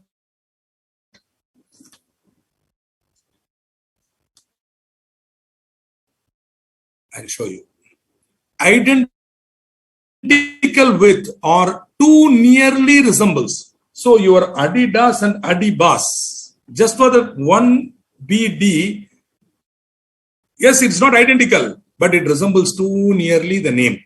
But later on, you will see not only name. Suppose your company is incorporated with a name.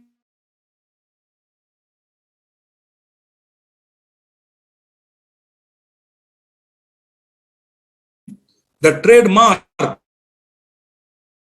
of a person, then search for name in the name registry of the company law, ministry, government of India. There again. So, which means Adidas is an international trademark, which means they have international right over every country where they are signatories to the UNICITRAL. Since every member nation should respect the trademark of the other Americans, I don't know what. So that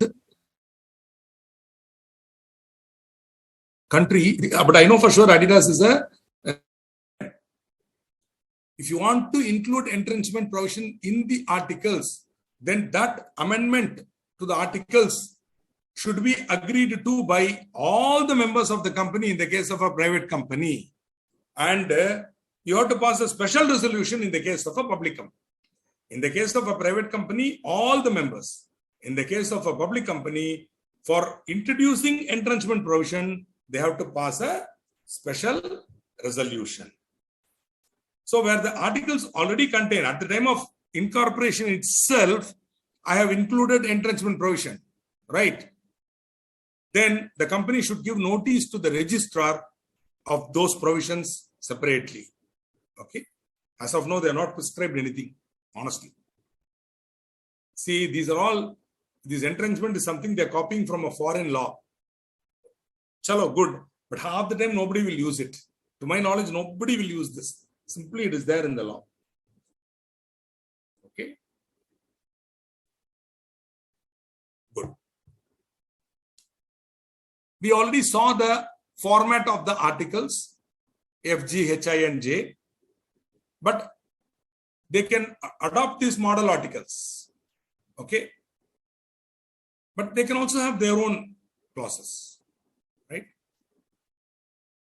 If you adopt the model articles and do not exclude anything, then those regulations will be the regulations of the company.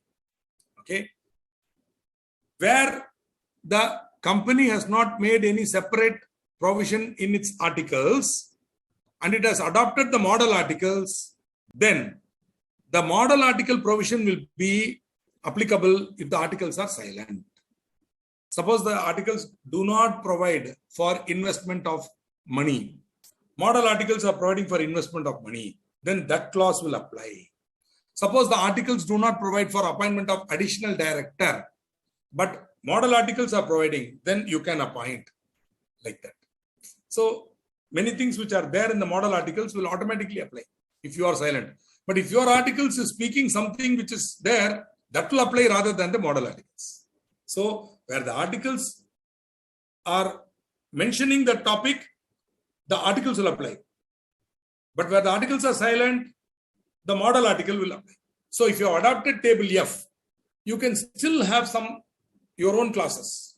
If any table F topic is covered in your class will prevail. But if you are silent, then table F will prevail. This is the usual rule.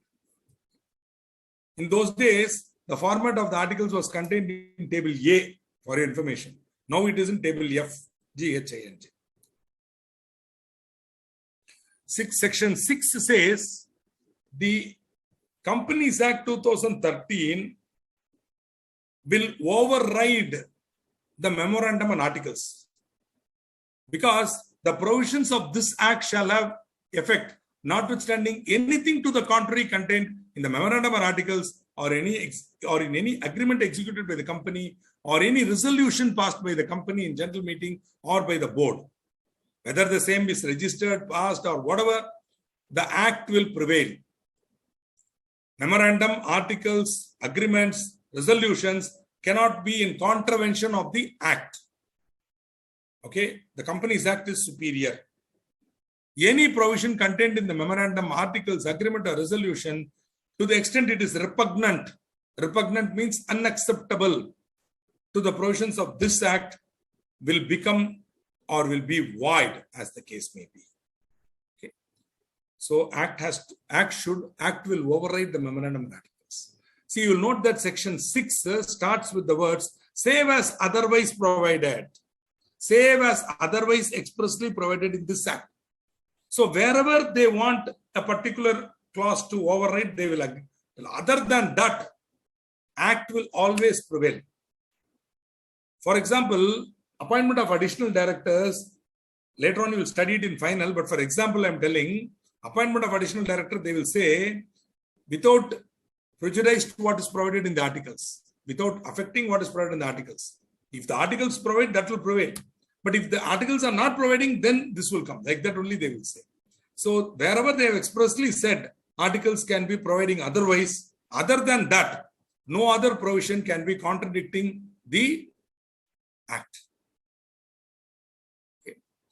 For example, section 47 of the act deals with voting power of members.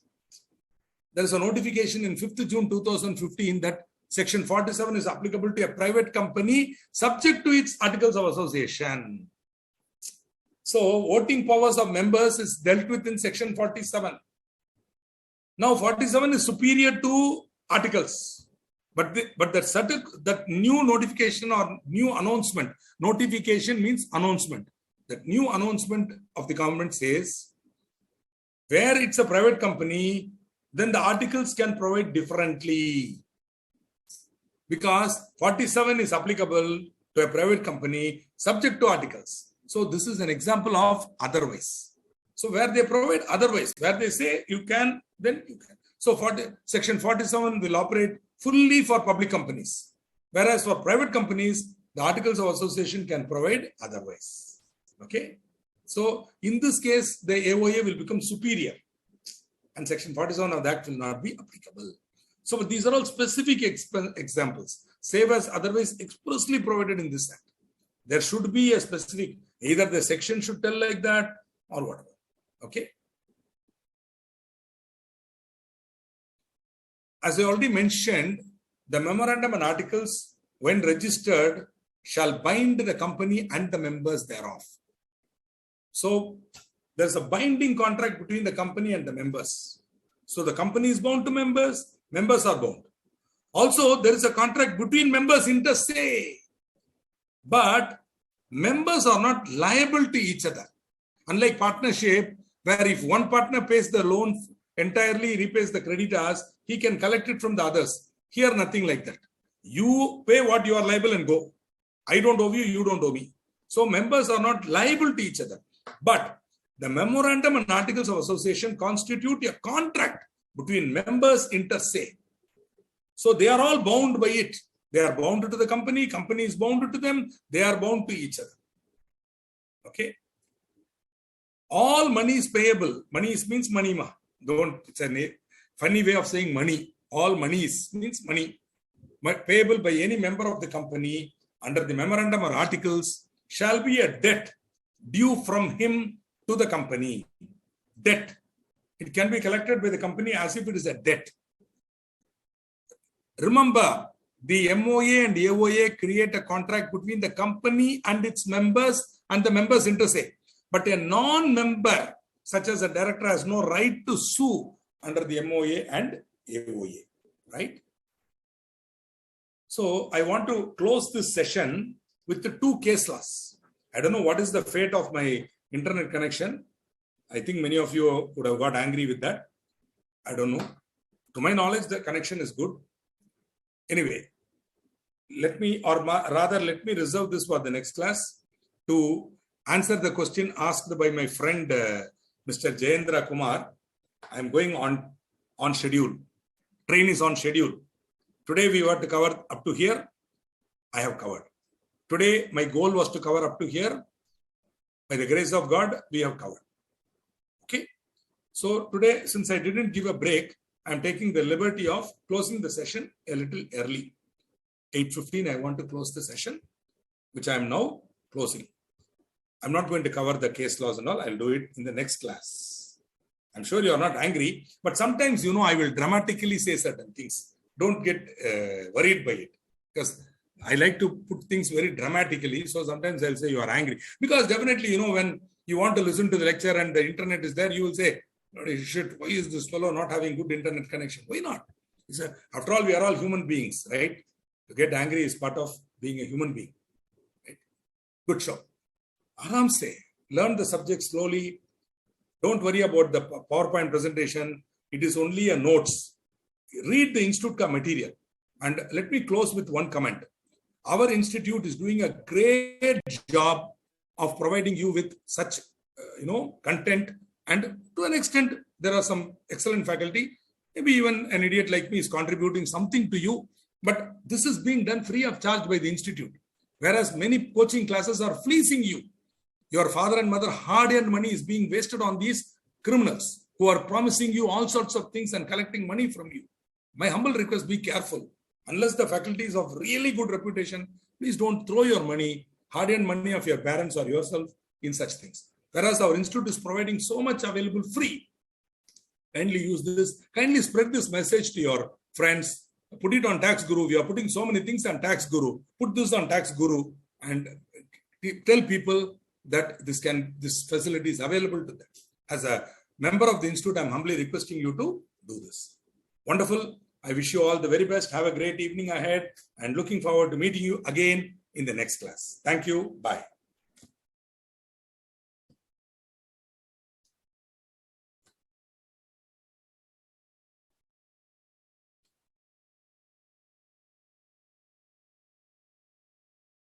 So I'm closing the class, sir.